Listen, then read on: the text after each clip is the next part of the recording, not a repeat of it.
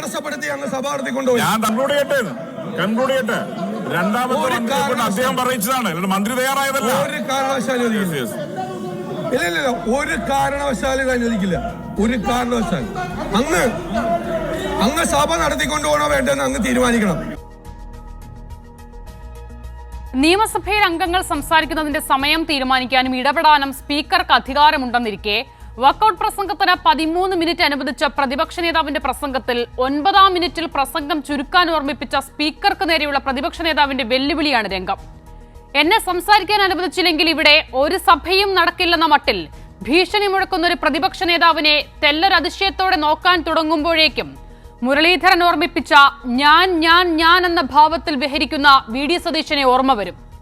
കൂടെ കിടന്നവർക്കേ രാപ്പനി അറിയൂ എന്ന് പറഞ്ഞ പോലെ അറ്റൻഷൻ സീക്കിംഗ് സിൻഡ്രോം വി.ഡി. സതീശന്റെ രക്തത്തിൽ എത്രത്തോളം ഉണ്ടെന്ന് മുരളീധരനെ പോലെ നമുക്കറിയില്ലല്ലോ. എന്തായാലും നിയമസഭാ ചർച്ചകളിൽ മുഖ്യമന്ത്രിക്ക് മറുപടി പ്രസംഗത്തിന് നൽകുന്ന അത്ര സമയം വാക്കൌട്ട് പ്രസംഗത്തിന് പ്രതിപക്ഷ നേതാവിന് നൽകിയില്ല എന്നതാണ് പരാതി. സ്പീക്കറിന്റെ ഇടപെടലും പ്രതിപക്ഷ നേതാവിന്റെ പ്രതിഷേധവുമൊക്കെ പെട്ടെന്നുണ്ടായതാണെങ്കിലും ഇതൊക്കെ മുൻകൂട്ടി കണ്ട പോസ്റ്ററും ബാനറും തയ്യാറാക്കാനുള്ള പ്രതിപക്ഷ നേതാക്കളുടെ കഴിവ് കാണാതെ പോകരുത്. ഇനി എങ്ങാനും 9-ാം മിനിറ്റിൽ സ്പീക്കർ ഇടപെട്ടില്ലായിരുന്നുവെങ്കിലുള്ള പ്രതിപക്ഷത്തിന്റെ അവസ്ഥ ഒന്ന് ഓർത്തു നോക്കിയാലോ. അടിയന്തര പ്രമേയത്തിന് പിന്നാലെ വരേണ്ടിയിരുന്നത് സബ്മിഷൻ പാതിവില തട്ടിപ്പിൽ. കേരളത്തിലുടനീളം ഓടി നടന്ന് പാവപ്പെട്ടവരെ പറ്റിച്ച പാതിവില തട്ടിപ്പ് കേസ് പ്രതികളെ ഒരു കുറ്റവും ചെയ്യാത്തവരെന്ന് ന്യായീകരിച്ച ലാലി വിൻസെന്റിനെ വി.ഡി. സതീശൻ മാടപ്രാവാക്കുന്നത് കാണാൻ കഴിഞ്ഞില്ലല്ലോ എന്ന മനോവ്യഥ ബാക്കി. എങ്കിലും പാതിവില തട്ടിപ്പ് നിയമസഭയിൽ സംസാരിക്കാതെ മുഖ്യമന്ത്രിയുടെ ഉൾപ്പെടെ മറുപടി കേൾക്കേണ്ടി വരാതെ ഓടി ഒളിക്കാൻ ഇടമൊരുക്കിയ സ്പീക്കറുടെ തലയ്ക്ക് മുകളിൽ ഓട്ടത്തിന്റെ ഇടയിൽ ഒരു നിമിഷമെങ്കിലും ദിവ്യ വെളിച്ചം കണ്ടിട്ടുണ്ടാകണം വി.ഡി. സതീശൻ.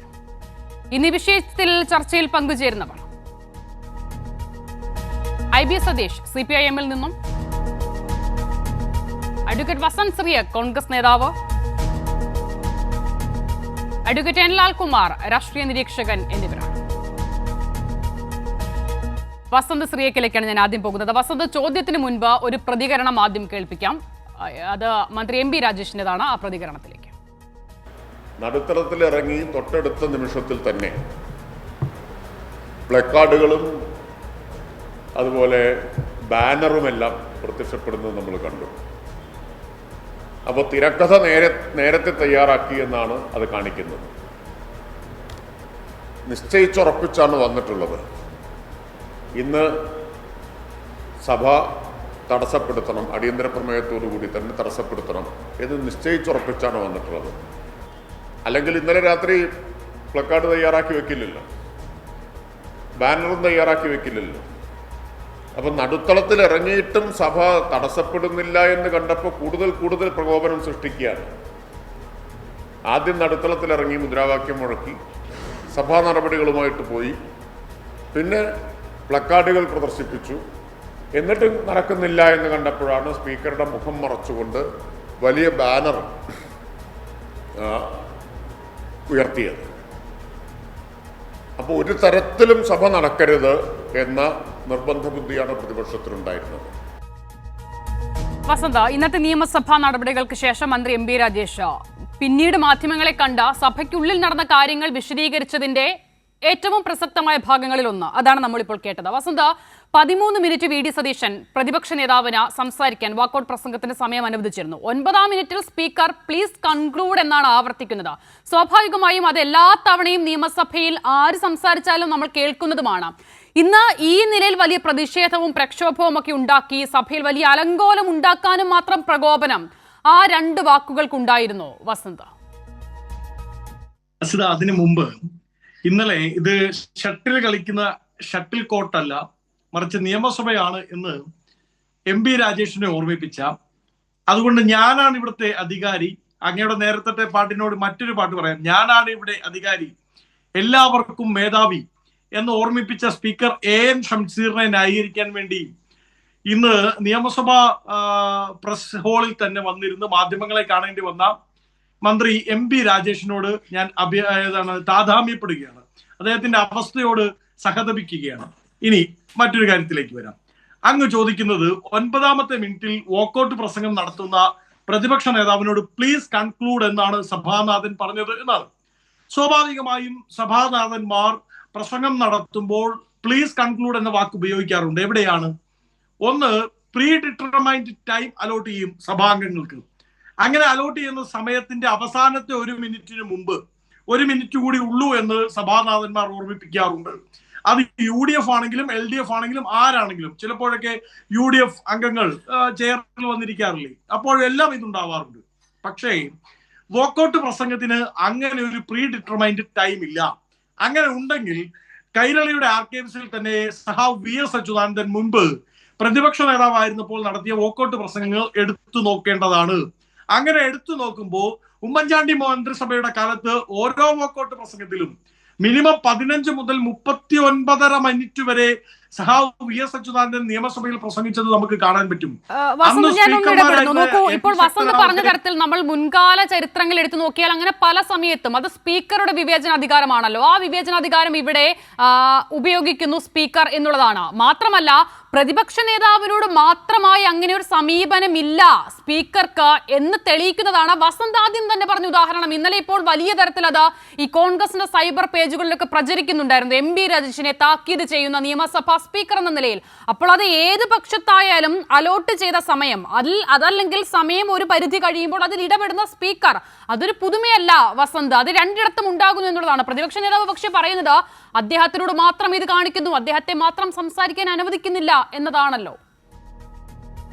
അങ്ങനെയല്ല. കാരണം വോക്കൌട്ട് പ്രസംഗം എന്ന് പറയുന്നത് പ്രതിപക്ഷത്തിന്റെ അവകാശമാണ്, അല്ലാതെ സ്പീക്കറിന്റെ വിവേചനാധികാരമല്ല. അതാദ്യം അങ്ങ് തിരുത്തി പോകണം. വോക്കൌട്ട് പ്രസംഗം എന്ന് പറയുന്നത് സഭാ നടപടികളിൽ ചില അടിയന്തര പ്രമേയം അനുവദിക്കാതിരിക്കുക, മന്ത്രിമാരുടെ ഉത്തരങ്ങൾ കൃത്യമാകാതിരിക്കുക, അങ്ങനെയുള്ള വിഷയങ്ങൾ വരുമ്പോൾ പ്രതിപക്ഷം വോക്കൌട്ട് നടത്തുന്നത് ജനസമക്ഷം ആ വിഷയം കൂടുതൽ ചർച്ച ചെയ്യിപ്പിക്കാൻ വേണ്ടിയാണ്. അതിപ്പോ LDF ആണെങ്കിലും UDF ആണെങ്കിലും. VS അച്യുതാനന്ദൻ ഇറങ്ങിപ്പോയതും അതിനു വേണ്ടി തന്നെയാണ്. അതിനു മുമ്പ് ഉമ്മൻചാണ്ടി ഇറങ്ങിപ്പോയതും അതിനു വേണ്ടിയാണ്. ഇപ്പോൾ ശ്രീ VD സതീശനും രമേശ് ചെന്നിത്തലയും ഒക്കെ ഇറങ്ങിപ്പോകുന്നതും അതിനു വേണ്ടി തന്നെയാണ്. അങ്ങനെ ഉള്ളപ്പോൾ പ്രതിപക്ഷത്തിന്റെ അവകാശമാണത്. നാളെ പ്രതിപക്ഷത്ത് ഇരിക്കേണ്ടി വരുമ്പോൾ CPM-ന്റെയും അവകാശം തന്നെയാണത്. പക്ഷേ നോക്കൂ, അവിടെ ഇത്ര മിനിറ്റേ സംസാരിക്കാവൂ എന്നൊരു കീഴ്വഴക്കം വോക്കൌട്ട് പ്രസംഗവുമായി ബന്ധപ്പെട്ട കേരള നിയമസഭയ്ക്കില്ല, ഇന്ത്യയിൽ ഒരു നിയമസഭയ്ക്കുമില്ല. അപ്പോൾ 9ാമത്തെ മിനിറ്റിൽ അങ്ങ് പറഞ്ഞതുപോലെ പ്ലീസ് കൺക്ലൂഡ് എന്നൊരു വാക്ക് കക്ഷി നേതാവല്ല എന്ന് ഓർക്കണം കേട്ടോ, പ്രതിപക്ഷ നേതാവാണ്. കക്ഷി നേതാക്കളോട് ചിലപ്പോൾ പറഞ്ഞേക്കാം, എല്ലാ കക്ഷി നേതാക്കളും വോക്കൌട്ട് പ്രസംഗം നടത്താറുണ്ട്, അവരോട് പറയുന്നത് ഒരു പരിധി വരെ നമുക്ക് മനസ്സിലാക്കാം. പക്ഷെ പ്രതിപക്ഷ നേതാവാണ് അന്ന് സഭയിൽ തന്റെ ടീം, ഇപ്പോ AN ഷംസീറിന് തന്നെ വാക്ക് ഉപയോഗിച്ചാൽ തന്റെ ടീം ഉന്നയിക്കാൻ വന്ന വിഷയങ്ങൾ ഇന്നൊക്കെയാണ്, അത് അവതരിപ്പിക്കാൻ ഈ സഭ അനുവദിക്കുന്നില്ല, അത് കൃത്യമായ രീതിയിൽ വ്യക്തമായി ചർച്ച ചെയ്യാൻ സഭ സമ്മതിക്കുന്നില്ല, അതുകൊണ്ട് ഞങ്ങൾ ഇറങ്ങിപ്പോകുന്നു, ഞാനും എന്റെ സഹ അംഗങ്ങളും ഈ സഭ വിട്ടു പോകുന്നു എന്ന് പ്രസംഗിക്കുമ്പോൾ സ്വാഭാവികമായും അന്ന് ചർച്ച ചെയ്യാൻ ഞങ്ങൾ കൊണ്ടുവന്ന വിഷയങ്ങൾ പരാമർശിക്കേണ്ടി വരും. SC/ST വീതം വെട്ടിക്കുറച്ചത് പ്രധാനപ്പെട്ട കാര്യമല്ലേ, ഭരണഘടനാ ലംഘനമല്ലേ? അത്തരം വിഷയത്തിലേക്ക് ഞാൻ വരാം. പക്ഷേ SC/ST വിഷയവുമായി ബന്ധപ്പെട്ട അടിയന്തര പ്രമേയമായിരുന്നല്ലോ, അതിൽ മറുപടിയൊക്കെ കഴിഞ്ഞാണ് ഈ വാക്കൌട്ട്. അതിനുശേഷം വരാനിരുന്ന വിഷയമാണ്. അങ്ങനെയെങ്കിൽ പോലും നമ്മൾ പരിഗണിക്കേണ്ടത്. ഞാൻ വസന്തിലേക്ക് മടങ്ങി വരാം. ആദ്യഘട്ടത്തിൽ ഞാൻ ശ്രീ IB സതീഷിലേക്ക് കൂടി പോകും. ഞാൻ വരാം വസന്ത്, വരാം. ശ്രീ IB സതീഷ്, നോക്കൂ, അങ്ങനെ പ്രതിപക്ഷ നേതാവ് വാക്കൌട്ട് പ്രസംഗം നടത്തുമ്പോൾ ചരിത്രത്തിൽ മുൻവിധത്തിൽ ഇല്ലാത്ത തരത്തിൽ സ്പീക്കർ അവിടെ ഒരു റൂളിംഗ് നടത്തുന്നു. ആ വിധത്തിൽ ഒരു തരത്തിലും അനുവദിക്കപ്പെടാൻ പാടില്ലാത്ത തരത്തിൽ ഒരു ഇടപെടൽ ഉണ്ടാകുന്നു. പ്രതിപക്ഷ നേതാവിന്റെ തന്നെ വാക്കുകളിൽ പറഞ്ഞാൽ അദ്ദേഹത്തിന്റെ സംസാരത്തെയും മറുപടികളെയും മുഖ്യമന്ത്രി ഭയക്കുന്നു, അതിനാൽ സ്പീക്കർ ഉപയോഗിച്ച് അതിനെ തടയുന്നു എന്നുള്ളതാണ്. അങ്ങനെ ഒരു ഭയം എന്തിനാണ് പ്രതിപക്ഷ നേതാവിനോട്? അഡ്വക്കേറ്റ് വസന്ത് സിറിയക്കിൻ്റെ വാദം ഒരൊറ്റ കാര്യത്തിൽ മാത്രമാണ്. പ്രതിപക്ഷ നേതാവിനെ പ്ലീസ് കൺക്ലൂഡ് എന്ന് പറഞ്ഞ് വിലക്കി, അത് ചെയ്യാൻ പാടില്ലായിരുന്നു. ആ ഒരൊറ്റ പോയിന്റ് മാത്രമേ വസന്ത് പറയുന്നുള്ളൂ. അത് സമ്മതിക്കാം. നിങ്ങൾക്ക് പ്രതിപക്ഷത്തിന് അതീന്ദ്രിയ ധ്യാനം അല്ലെങ്കിൽ അത്തരം കഴിവുള്ളവരാണോ? അങ്ങനെ സ്പീക്കർ പറയുമെന്നും പ്രതിപക്ഷ നേതാവ് ക്ഷുഭിതനാകുമെന്നും നേരത്തെ മനസ്സിലാക്കി പ്ലക്കാർഡുകളും ബാനറുകളുമായി വന്നതാണോ? നിങ്ങൾക്ക് മറ്റൊരു കാര്യം പറയാനില്ലല്ലോ. ഇന്നത്തെ ബഹളം, ഇന്ന് യഥാർത്ഥത്തിൽ നിയമസഭയിൽ എന്തെല്ലാം നടപടിക്രമങ്ങൾ പൂർത്തിയാക്കേണ്ടതായിരുന്നു. 2024-25 ധനകാര്യ വർഷത്തെ അവസാന ഉപധനാഭ്യർത്ഥനകൾ അവതരിപ്പിക്കലും ചർച്ചയും. മലബാർ മേഖലയിലെ ടൂറിസവുമായി ബന്ധപ്പെട്ട ബഹുമാന്യനായ ശ്രീ KT ജലീലിൻ്റെ ശ്രദ്ധ ക്ഷണിക്കൽ. സബ്മിഷൻ, വളരെ പ്രധാനപ്പെട്ടൊരു സബ്മിഷൻ. പാതിവില തട്ടിപ്പുമായി ബന്ധപ്പെട്ട് പ്രതിപക്ഷ നേതാവ് തന്നെ കൊടുത്ത നോട്ടീസിൻ്റെ അടിസ്ഥാനത്തിൽ നടക്കേണ്ട സബ്മിഷൻ. ഇന്ന് ഗാലറിയിൽ, സ്പീക്കേഴ്സ് ഗാലറിയിലും നിരവധി വിശിഷ്ടാതികളുണ്ടായിരുന്നു. അത് വയോജന കമ്മീഷൻ ഓർഡിനൻസ് നിയമമാക്കുന്നതുമായി ബന്ധപ്പെട്ട ചർച്ച നടക്കേണ്ടതായിരുന്നു. ഇന്നത്തെ കേരളത്തിൻ്റെ സാമൂഹ്യ പരിസരത്തിൽ ഏറ്റവും പ്രാധാന്യമുള്ള ഒരു വിഷയം നിയമമാകുന്നതിൻ്റെ ഒരു സുപ്രധാന ഘട്ടം നടക്കേണ്ട ഘട്ടമായിരുന്നു. മറ്റൊന്ന്, കേരളത്തിൻ്റെ വ്യവസായ വികസനവുമായി ബന്ധപ്പെട്ട്, വികസന ഇടനാഴിയുമായി ബന്ധപ്പെട്ട നിയമം പാസ്സാക്കേണ്ടതായിരുന്നു. ഇതെല്ലാം നടക്കരുത്. കാരണം എന്താ? യഥാർത്ഥത്തിൽ നമ്മളെല്ലാം അരിയാഹാരം കഴിക്കുന്ന എല്ലാവർക്കും കഴിഞ്ഞ 2-3 ദിവസമായി നിയമസഭയിൽ നടന്ന ചർച്ചകളും മറുപടികളുമെല്ലാം ബോധ്യമാവുന്നവരാണല്ലോ നമ്മളൊക്കെ. അസ്തപ്രജ്ഞരായി, നിശബ്ദരായി, ഒരു വാക്കുപോലും ഉരിയാടാൻ പറ്റാതെ പ്രതിപക്ഷം പരാജിതരായി, പരിഹാസ്യരായി നിയമസഭാ തലത്തിൽ നിന്നു എന്നുള്ളത് നമുക്കൊക്കെ മനസ്സിലാവും.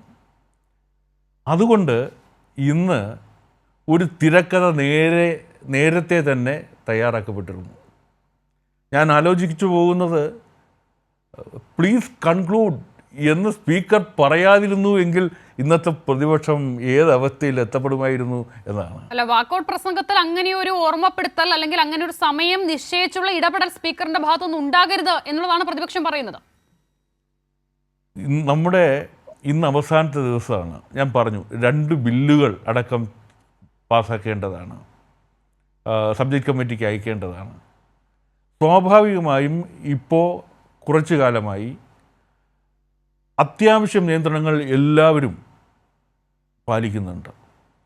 ഞങ്ങൾക്ക് പോലും ഒരു മിനിറ്റ് പോലും, ഒരു സെക്കൻഡ് പോലും ചെയർ കൂടുതൽ സമയം അനുവദിക്കാറില്ല.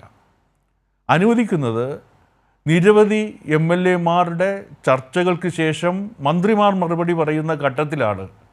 ഈ ഉന്നയിക്കപ്പെട്ട പ്രശ്നങ്ങളെ സംബന്ധിച്ച മറുപടി എന്ന നിലയ്ക്ക് സമയം അനുവദിക്കുന്നു എന്നതൊഴികെ മന്ത്രിമാരുടെ മറുപടിയിൽ പോലും, ഇപ്പോൾ ആദ്യത്തെ 0 അവറിൽ പോലും ഉത്തരം നീളുമ്പോൾ മന്ത്രിമാരോട് ഉത്തരം മേശപ്പുറത്ത് വയ്ക്കാനാണ്, ടേബിൾ ചെയ്യാനാണ് സ്പീക്കർ നിർദ്ദേശിക്കുന്നത്. മന്ത്രിമാർ അത് അനുസരിക്കാറുണ്ട്, ആ നിർദ്ദേശം സ്വീകരിക്കാറുണ്ട്. ഇവിടെ വാക്കൗട്ട് പ്രസംഗം, ഇവിടെ ഒരംഗം നോട്ടീസ് കൊടുക്കുന്നു, ബന്ധപ്പെട്ട മന്ത്രി മറുപടി പറയുന്നു, അതിനുശേഷം ആ അംഗം സംസാരിക്കുന്നു, അതിനുശേഷമാണ് വാക്കൗട്ട് പ്രസംഗം. വാക്കൗട്ട് നടത്താൻ പോകുന്നു, അതിൻ്റെ കാര്യകാരണങ്ങൾ വിശദീകരിച്ചുകൊണ്ട് ദീർഘമായി സംസാരിക്കുക, അതിൽ വിലക്കിയതല്ല. സ്പീക്കറുടെ മൈക്ക് ഓഫ് ചെയ്തില്ലല്ലോ, അല്ല, ബഹുമാനപ്പെട്ട പ്രതിപക്ഷ നേതാവിൻ്റെ മൈക്ക് ഓഫ് ചെയ്തില്ലല്ലോ സ്പീക്കർ, വിലക്കിയില്ലല്ലോ, നിയന്ത്രിച്ചില്ലല്ലോ. പ്ലീസ് കൺക്ലൂഡ് എന്ന് അഭ്യർത്ഥിച്ചു പോയി.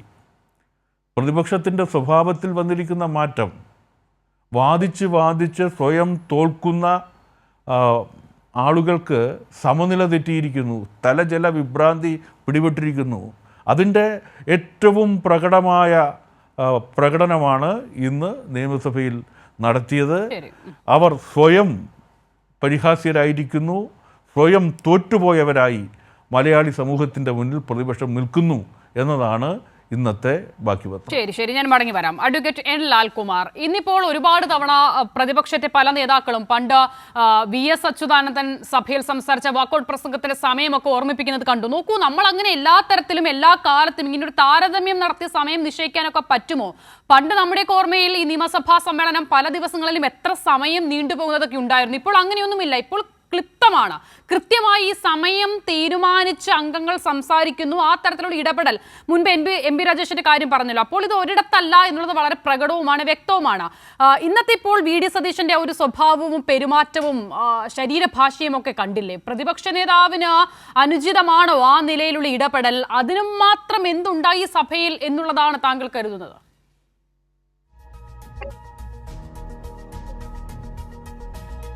ഇത് വി ഡി സതീശനുമായി ബന്ധപ്പെട്ട് ഒരുപാട് കാര്യങ്ങൾ പറയേണ്ടതായിട്ടുണ്ട്. യഥാർത്ഥത്തിൽ വി ഡി സതീശൻ്റെ ബോഡി ലാംഗ്വേജ് നിയമസഭയിൽ മാത്രമല്ല മറ്റ് സ്ഥലങ്ങളിലെല്ലാം അത് കോംപ്രമൈസ് ചെയ്യപ്പെട്ടിട്ടുണ്ട് എന്നുള്ളതൊരു യാഥാർത്ഥ്യമാണ്. അതിന് കാരണങ്ങളിലൊന്ന് അദ്ദേഹത്തിന് രമേശ് ചെന്നിത്തലയുടെ രാഷ്ട്രീയത്തിലേക്കുള്ള വലിയ തിരിച്ചുവരവ് കോൺഗ്രസിനുള്ളിൽ കൂടെ തന്നെ നടക്കുന്നു.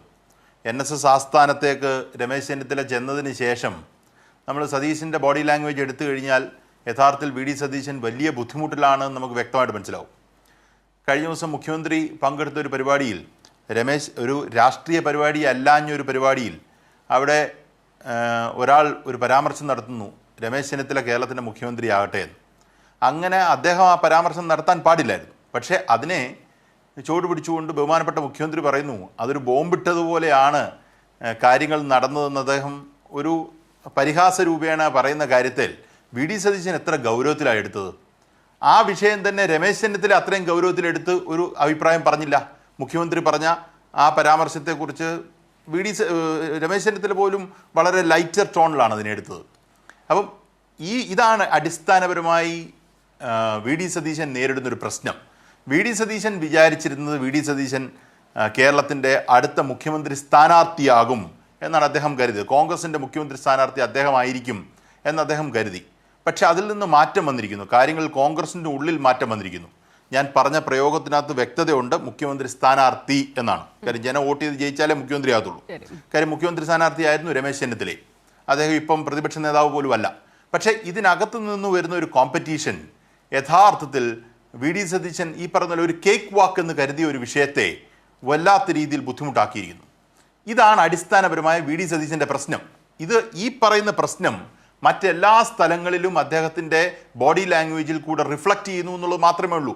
അഗ്രഷൻ, അരഗൻസ് ഇതൊക്കെ വളരെ വ്യക്തമാണ്. നിങ്ങൾ ഓരോ പ്രാവശ്യവും എടുത്തു നോക്കിയാൽ പ്രതിപക്ഷ നേതാവ് ആകുന്നതിന് മുമ്പുള്ള വി ഡി സതീശനും പ്രതിപക്ഷ നേതാവ് ആയി കഴിഞ്ഞിട്ടുള്ള വി ഡി സതീശനും തമ്മിൽ നോക്കൂ. അത് പ്രത്യേകിച്ച് NSS ആസ്ഥാനത്തേക്ക് പോയി കഴിഞ്ഞിട്ടുള്ള അല്ലെങ്കിൽ രമേശ് ചെന്നിത്തല NSS ആസ്ഥാനത്തേക്ക് പോയി കഴിഞ്ഞിട്ട് എത്രയെല്ലാം വിഷയങ്ങളിലാണ് യഥാർത്ഥത്തിൽ വി ഡി സതീശൻ ചെന്ന് പെട്ടെന്ന് നോക്കൂ. അപ്പോൾ ഈ കാര്യം വളരെ വ്യക്തമാണ്. ഇവിടെ വന്ന ഒരു പ്രശ്നം നോക്കൂ. ബസന്ത് പറയാൻ ശ്രമിക്കുന്നത് എന്താണ്?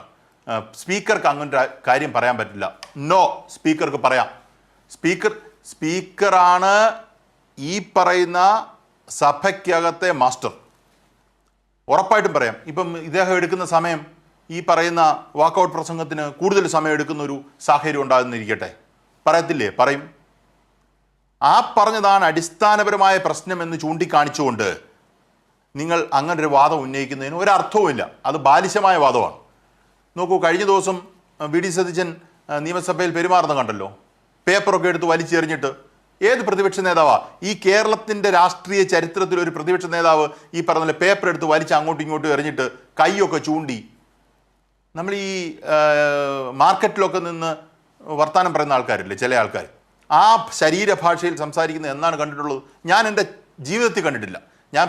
ഈ സാധാരണഗതിയിൽ പാർലമെൻ്ററി പ്രൊസീഡിങ്സ് നിയമസഭയിലെ ഇവിടുത്തെ ആണെങ്കിലും നമ്മൾ ഫോളോ ചെയ്യുന്നതാണ്, കാണാറുള്ളതാണ്. ഞാൻ പറഞ്ഞ പ്രതിപക്ഷ നേതാവിൻ്റെ രീതിയെക്കുറിച്ചാണ്. മറ്റേ ആൾക്കാരൊക്കെ ചിലപ്പോൾ ഒച്ച വെക്കുകയും ബഹളം ഉണ്ടാക്കുകയും പുറയിൽ നിന്നൊക്കെ തർക്കം ഉണ്ടാവുകയൊക്കെ ചെയ്യാറുണ്ട്. പക്ഷെ പ്രതിപക്ഷ നേതാവ് എഴുന്നേറ്റ് ഇത്രത്തോളം മോശമായ ശരീരഭാഷ കൊണ്ടിരുന്നത് ഞാൻ ഇതുവരെ തന്നെ കണ്ടിട്ടില്ല. ഇതൊരു സത്യസന്ധമായ കാര്യമാണ്. അത് വി ഡി സതീശൻ ആരെങ്കിലും പറഞ്ഞു കൊടുക്കണം, ഈ ശരീരഭാഷയിൽ പ്രശ്നമുണ്ട് എന്ന് വ്യക്തമായി പറഞ്ഞു കൊടുക്കേണ്ടതായിട്ടുണ്ട്. അദ്ദേഹത്തിന് അത് മനസ്സിലാകുന്നില്ല. കാര്യം അദ്ദേഹം ഇരിക്കുന്ന ഒക്യുപ്പൈ ചെയ്യുന്നൊരു ചെയർ ഒരു വലിയ ചെയറാണ് എന്നുള്ളത് ഒരു വലിയ കാര്യമാണ്. നോക്കൂ, ഇതിനു മുമ്പുള്ള പ്രതിപക്ഷ നേതാക്കന്മാരെ എടുക്കൂ നിങ്ങൾ. കഴിഞ്ഞ പ്രാവശ്യം കേരളത്തിലെ മുഖ്യമന്ത്രിക്കെതിരെ ഏറ്റവും കൂടുതൽ ആരോപണങ്ങൾ ഉന്നയിച്ചത് അല്ലെങ്കിൽ CPM-നെതിരെ, CPM-ൻ്റെ മന്ത്രിമാർക്കെതിരെ, മന്ത്രിമാരുടെ കുടുംബാംഗങ്ങൾക്കെതിരെ ഏറ്റവും കൂടുതൽ ആരോപണങ്ങൾ വന്നത് ഏത് സമയത്താണ്? കഴിഞ്ഞ മന്ത്രിസഭയുടെ കാലത്താണ്. കഴിഞ്ഞ മന്ത്രിസഭയുടെ കാലത്ത് ഇതുപോലെ എന്തെല്ലാം കാര്യങ്ങൾ നടന്നു. അങ്ങനെ നടന്ന കാലത്ത് ഏതെങ്കിലും കാലത്ത് രമേശ് ചെന്നിത്തല ഇങ്ങനെയാണോ പെരുമാറിയത്? നോക്കൂ, രമേശ് ചെന്നിത്തലയുടെ രാഷ്ട്രീയത്തോട് 1% പോലും യോജിപ്പില്ലാത്ത ഒരാളാണ്. ഈ ഫ്ലോറിൽ ഇരുന്ന് തന്നെ രമേശ് ചെന്നിത്തലയെ 1000 വട്ടം വിമർശിച്ചിട്ടുള്ള ഒരാളാണ് ഞാൻ. പക്ഷേ അദ്ദേഹത്തിൻ്റെ ശരീരഭാഷ മോശമായെന്നോ, അദ്ദേഹം മോശമായ രീതിയിൽ ചിലപ്പോൾ അദ്ദേഹം പറഞ്ഞിട്ടുണ്ട് നിങ്ങൾ ഞങ്ങളെ വരട്ടാനൊന്നും വേണ്ട എന്നൊക്കെ പറയുന്ന രീതിയിൽ പറഞ്ഞിട്ടുണ്ട്. പക്ഷേ സെൻറ്റൻസും ശരീരഭാഷയും വളരെ വ്യത്യസ്തമായ രണ്ട് കാര്യങ്ങളാണ്. ശരീരഭാഷ മോശമായി കേരളത്തിൻ്റെ ചരിത്രത്തിൽ വി ഡി സതീശനോളം മോശമായി പെരുമാറിയിരിക്കുന്ന ഒരു പ്രതിപക്ഷ നേതാവുമില്ല. അത് അദ്ദേഹം ഇതുവരെ മനസ്സിലാക്കിയിട്ടില്ല. അത് അദ്ദേഹത്തിൻ്റെ മോഹഭംഗവും കൊണ്ടാണെന്നാണ് ഞാൻ മനസ്സിലാക്കുന്നത്. വരാൻ പോകുന്ന ദിവസങ്ങളിൽ വർദ്ധിക്കത്തേ ഉള്ളൂ. ഇവർ പറഞ്ഞ ഒരു കാര്യം, ഇപ്പം വസന്ത് പറഞ്ഞൊരു കാര്യമുണ്ടല്ലോ, വസന്ത് വളരെ വ്യക്തമായി MP രാജേഷിന് സ്പീക്കറിന് അനുകൂലമായി അദ്ദേഹത്തെ ഗാർഡ് ചെയ്യേണ്ടതായിട്ട് വന്നു. അത് അദ്ദേഹത്തിൻ്റെ ജോലിയും കൂടിയാണ്. അത് മനസ്സിലാക്കണം. നമ്മൾ മനസ്സിലാക്കേണ്ട ഒരു കാര്യം, നമുക്ക് സഭയ്ക്കകത്ത് പല കാര്യങ്ങളും സംഭവിക്കും. ആ സഭയ്ക്കകത്ത് സ്പീക്കർ എടുക്കുന്ന നയത്തോട് നിങ്ങൾക്ക് വിമർശനം ഉണ്ടാകാം. ആ വിമർശനം നിങ്ങൾ അത് ജനാധിപത്യപരമായ രീതിയിൽ പ്രതിഷേധം അറിയിക്കുന്നു. അതൊക്കെ പോസിബിളാണ്. എത്രയോ പ്രാവശ്യം അങ്ങനെ നടന്നിട്ടുണ്ട്. അത് കഴിഞ്ഞ ഉടനെ പിന്നെ എന്നാൽ സ്പീക്കർ എന്ന് പറയുന്ന ഒരാളെ ഒരിക്കലും ഡിഫെൻഡ് ചെയ്യാൻ പാടില്ലെന്നാണോ നിങ്ങൾ പറയുന്നത്? അത് തെറ്റായ ഒരു സമീപനമാണ്. നിശ്ചയമായും തെറ്റായ ഒരു സമീപനമാണ്. വസന്ത് ഏതേലും ഒരു അർത്ഥത്തിൽ നോക്കൂ, MP രാജേഷ് പറഞ്ഞത് അത് മാത്രമല്ലല്ലോ അല്ലേ? സ്പീക്കറെ ഡിഫെൻഡ് ചെയ്യുക മാത്രമല്ലല്ലോ MP രാജേഷ് ചെയ്ത്. അത് കൂടാതെ അദ്ദേഹം ഉന്നയിച്ച 2-3 ആരോപണങ്ങളുണ്ടായിരുന്നു. അതിനകത്ത് ഏറ്റവും പ്രധാനമായ ആരോപണം, ഇവർക്ക് ഫ്ലെക്സൊക്കെ എങ്ങനെ കിട്ടി? ഇന്ന് നേരത്തെ തന്നെ ഇവർക്കറിയാമായിരുന്നു ഇങ്ങനൊരു വാക്കൗട്ട് നടക്കുമെന്ന്. അതുമായി ബന്ധപ്പെട്ടൊരു പരാമർശം അദ്ദേഹം നടത്തിയില്ലല്ലോ. അപ്പം ഇത് കേൾക്കുന്ന ആൾക്കാർക്കും കാണുന്ന ആൾക്കാർക്കും വ്യക്തമായി മനസ്സിലാവും, ഇന്ന് നമ്മളൊരു അലമ്പുണ്ടാക്കാൻ പോവുകയാണ് എന്ന് പറഞ്ഞ് കാര്യങ്ങൾ ചെയ്യാം. ഒറ്റ കാര്യം കൂടെ പറഞ്ഞ് ഞാൻ അവസാനിക്കാം. പ്രധാനമായ കാര്യം തന്നെയാണ് ഈ പറയുന്ന തട്ടിപ്പുമായി ബന്ധപ്പെട്ട ചർച്ചയ്ക്ക് ഇവർ തന്നെ നോട്ടീസ് കൊടുത്തല്ലോ. എന്തിനാ നോട്ടീസ് കൊടുത്തത്? ഇവർക്ക് പിന്നീട് ഒരു നിലപാടെടുക്കാനാണ്. യഥാർത്ഥത്തിൽ ഞങ്ങൾ പറഞ്ഞിട്ട് തന്നെയാണ് ആ ചർച്ച തുടങ്ങാൻ ഞങ്ങൾ ആഗ്രഹിച്ചതെന്നും എന്നാൽ അത് സംഭവിക്കാത്തതിന് കാരണം മറ്റാരോ ആണെന്ന് പറയുകയാണ്.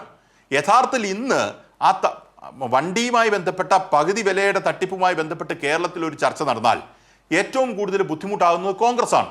കോൺഗ്രസുമായി ബന്ധപ്പെട്ടവരാണ് പണം മേടിച്ചെന്ന് പറഞ്ഞിരിക്കുന്നത്. കോൺഗ്രസുമായി ബന്ധപ്പെട്ട ഒരാളാണ് അഭിഭാഷയായിരിക്കുന്നത്.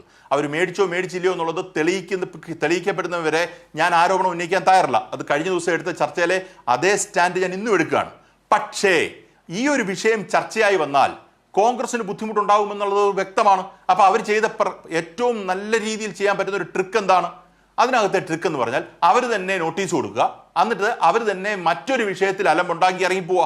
എന്നിട്ട് എന്താണ് പറയാൻ പറ്റുന്ന ഏറ്റവും സുഖകരമായ ഒരു ആരോപണം എന്ന് പറഞ്ഞാൽ ഭരണപക്ഷവും സ്പീക്കറും ഒന്നും സമ്മതിക്കാത്തതുകൊണ്ടാണ് ഈ ചർച്ച നടക്കാത്തതെന്ന് പറഞ്ഞ് സ്ഥാപിക്കാൻ ഒരു ആയുധം കിട്ടി, അല്ലെങ്കിൽ ഒരു ആർഗ്യുമെന്റ് കിട്ടി എന്നുള്ളതല്ലാതെ ഈ ചർച്ച ഒരു കാരണവശാലും ആ നിയമസഭയിൽ നടക്കാൻ പാടില്ല എന്ന് അവർക്ക് നിർബന്ധമുണ്ടായിരുന്നു. ആ നിർബന്ധം ഉറപ്പിക്കാൻ വേണ്ടി ചെയ്ത കാര്യമാണ് ഈ ബാക്കിയുള്ള സബ്സിക്വന്റ് ആയിട്ടുള്ള ആക്ട് എന്നാണ് ഞാൻ കരുതുന്നത്. ശരി വസന്ത്, നോക്കൂ, 2 തരത്തിലാണ് കാര്യങ്ങൾ. ഒന്ന്, ഇപ്പോൾ ഈ പറഞ്ഞ തരത്തിൽ തന്നെ ഇന്ന് സഭയിൽ കണ്ടതൊക്കെ വളരെ പ്ലാൻഡ് ആയിരുന്നു എന്ന് നമുക്ക് സംശയം ഉണ്ടാക്കുന്ന തരത്തിലുള്ള കാര്യങ്ങൾ. അതിലൊന്നാമത്തേത് ഈ നിലയിൽ സ്പീക്കർ തടസ്സപ്പെടുത്തുക പോലുമല്ല, ഓർമ്മിപ്പിക്കലാണ്. അത് എല്ലാ തവണയും നമ്മൾ കേൾക്കുന്നതാണ്. അതിൽ പ്രതിപക്ഷ നേതാവ് വളരെ പെട്ടെന്ന് പ്രകോപിതനാകുന്നു. അദ്ദേഹം ആ സംസാരം തുടരുന്നില്ല. അദ്ദേഹത്തിന് പിന്നെയും മിനിറ്റുകൾ ശേഷിക്കുന്നുണ്ട്, 5 മിനിറ്റോളം ശേഷിക്കുന്നുണ്ട്. പക്ഷേ പ്രതിപക്ഷ നേതാവ് സംസാരിക്കാൻ തയ്യാറാകുന്നില്ല, പ്രശ്നമുണ്ടാക്കുന്നു, ആളെ കൂട്ടിയിറങ്ങുന്നു. അപ്പോൾ എന്തിനു വേണ്ടി ഇങ്ങനെ പ്ലാൻഡ് ആയിട്ട് ഒരു ഓപ്പറേഷൻ നടത്തി എന്നൊരു സംശയം വരുമ്പോഴാണ് ഈ പാതിവില തട്ടിപ്പായിരുന്നു അടുത്തതായി നിയമസഭയിൽ സബ്മിഷനായി വരേണ്ട വിഷയം. ആ വിഷയം ചർച്ച ചെയ്യരുത് എന്ന് പ്രതിപക്ഷം ആഗ്രഹിച്ചു എന്ന് വേണ്ടേ വസന്ത് കരുതാൻ? ഇങ്ങനെ ഒരു പ്രതിഷേധം ഉണ്ടാകുമെന്നും വളരെ വേഗം ഈ നിലയിൽ ഇറങ്ങിപ്പോകുമെന്നതും അറിയാവുന്നത് കൊണ്ടല്ലേ മിനിറ്റുകൾക്കുള്ളിൽ നിയമസഭയ്ക്കുള്ളിൽ ബാനറുകളും ഫ്ലെക്സുകളും പ്ലക്കാർഡുകളും ഒക്കെ ഉയർത്താൻ സാധിക്കുന്നത്? ഇല്ലെങ്കിൽ എങ്ങനെയാണ്? ആ മിനിറ്റിൽ എഴുതി അവിടെ പ്രദർശിപ്പിച്ചതാണോ? അസിത, 2 കാര്യങ്ങൾ. പാതിവില തട്ടിപ്പുമായി ബന്ധപ്പെട്ട് പ്രതിക്കൂട്ടിൽ നിൽക്കുന്നത് ഞങ്ങളല്ല, അതൊക്കെ വെറും വാദമാണ്. അങ്ങനെയാണെങ്കിൽ എൻ്റെ ഒരു ചോദ്യം, എന്തുകൊണ്ടാണ് 7.5 കോടി രൂപയുടെ തട്ടിപ്പ് രജിസ്റ്റർ ചെയ്തിരിക്കുന്നത്? കേട്ടോ, 1500-3000 കോടി രൂപയുടെ തട്ടിപ്പാണ് അത് എന്ന വിശ്വാസമുള്ള ഒരാളാണ് ഞാൻ.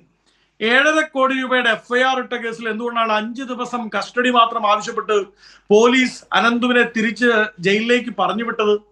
അനന്തുവിന്റെ വായിൽ നിന്ന് ചില പേരുകൾ വന്നു എന്ന് പോലീസ് തന്നെ ചോർത്തി കൊടുത്ത് മാധ്യമങ്ങളുടെ ഉള്ളിൽ അത് ചർച്ച ചെയ്യിപ്പിക്കുകയും അനന്തു മാധ്യമങ്ങളെ കാണുമ്പോൾ അങ്ങനെ ഒരു പേര് ഞാൻ പറഞ്ഞിട്ട് പോലുമില്ല എന്ന് പറയുകയും ശ്രീ മാധ്യമങ്ങളാണ് അടക്കമുള്ളവർ നേർക്കുനേർ കേരളത്തിലെ ഈ പടച്ചുവിട്ട കപട വാർത്തകളുടെ മാധ്യമ പ്രവർത്തകരെ മുഖത്ത് നോക്കി വെല്ലുവിളിക്കുകയും ചെയ്തു കഴിഞ്ഞപ്പോ 5ാമത്തെ ദിവസം നിങ്ങൾക്ക് കസ്റ്റഡി ആവശ്യപ്പെടേണ്ട ആവശ്യമില്ല. അനന്തുവിന് വേണ്ടി ഹാജരായ അഡ്വക്കേറ്റ് ലാലി വിൻസെന്റും അവരുടെ അഭിഭാഷക സുഹൃത്തുക്കളും ജൂനിയേഴ്സും അവർ തന്നെ ചോദിച്ചു, പോലീസ് കസ്റ്റഡി ആവശ്യപ്പെടുന്നുണ്ടോ? ഞാൻ ആ കോർട്ട് പ്രൊസീജിയർ ഫോളോ ചെയ്ത ഒരാളാണ്. കസ്റ്റഡി നിങ്ങൾ ആവശ്യപ്പെടുന്നുണ്ടോ എന്ന് പ്രോസിക്യൂഷനോട് ചോദിക്കുമ്പോൾ ഞങ്ങൾക്ക് വേണ്ട എന്ന് പറയുന്നത് ചരിത്രത്തിൽ ആദ്യമായി കേൾക്കുന്നതാണ്. എന്തുകൊണ്ട് അനന്തു വെളിയിൽ നിന്നാൽ അല്ലെങ്കിൽ അനന്തു പോലീസ് കസ്റ്റഡിയിൽ ഇരുന്നാൽ കൂടുതൽ ആളുകളുടെ പേര് പറഞ്ഞാൽ, അല്ലെങ്കിൽ കോൺഗ്രസ്സുകാരുടെ പേരാണെങ്കിൽ പോലീസിന് ബുദ്ധിമുട്ടുണ്ടാകുമോ? ഇല്ലല്ലോ, ഞങ്ങളല്ലല്ലോ ഭരിക്കുന്നത്. അപ്പോ ആ വിഷയവുമായി ബന്ധപ്പെട്ട് സബ്മിഷൻ കൊണ്ടുവന്നത് ഞങ്ങളാണ്. ആ വിഷയവുമായി ബന്ധപ്പെട്ട് ശരിയായ വസ്തുതകൾ വെളിയിൽ വരണമെന്ന് ആഗ്രഹിക്കുന്നത് ഞങ്ങളാണ്. ചോദ്യം. വസന്ത് പറയുന്ന തരത്തിൽ വളരെ വലിയ ഗൗരവമുള്ള വിഷയമാണിത്. സബ്മിഷനായി കൊണ്ടുവരുന്നു. ആ സബ്മിഷനിൽ ഏതെങ്കിലും തരത്തിലുള്ള ഇടപെടൽ നടക്കേണ്ട വസന്ത, അതിന് പ്രതിപക്ഷ നേതാവിന് അറിയാമായിരുന്നില്ലേ അടുത്തതായി ആ വിഷയമാണ് വരുന്നത്? ഇന്നിപ്പോൾ അവസാന ദിവസമായിരുന്നല്ലോ. ഇനിയിപ്പോൾ സഭയിൽ ആ വിഷയം ചർച്ചയ്ക്ക് സാധ്യതയില്ല എന്നിരിക്കെ ഈ നിലയിൽ ഒരു ഇടപെടൽ നടത്തിയത് എന്തിനാണ് വസന്ത?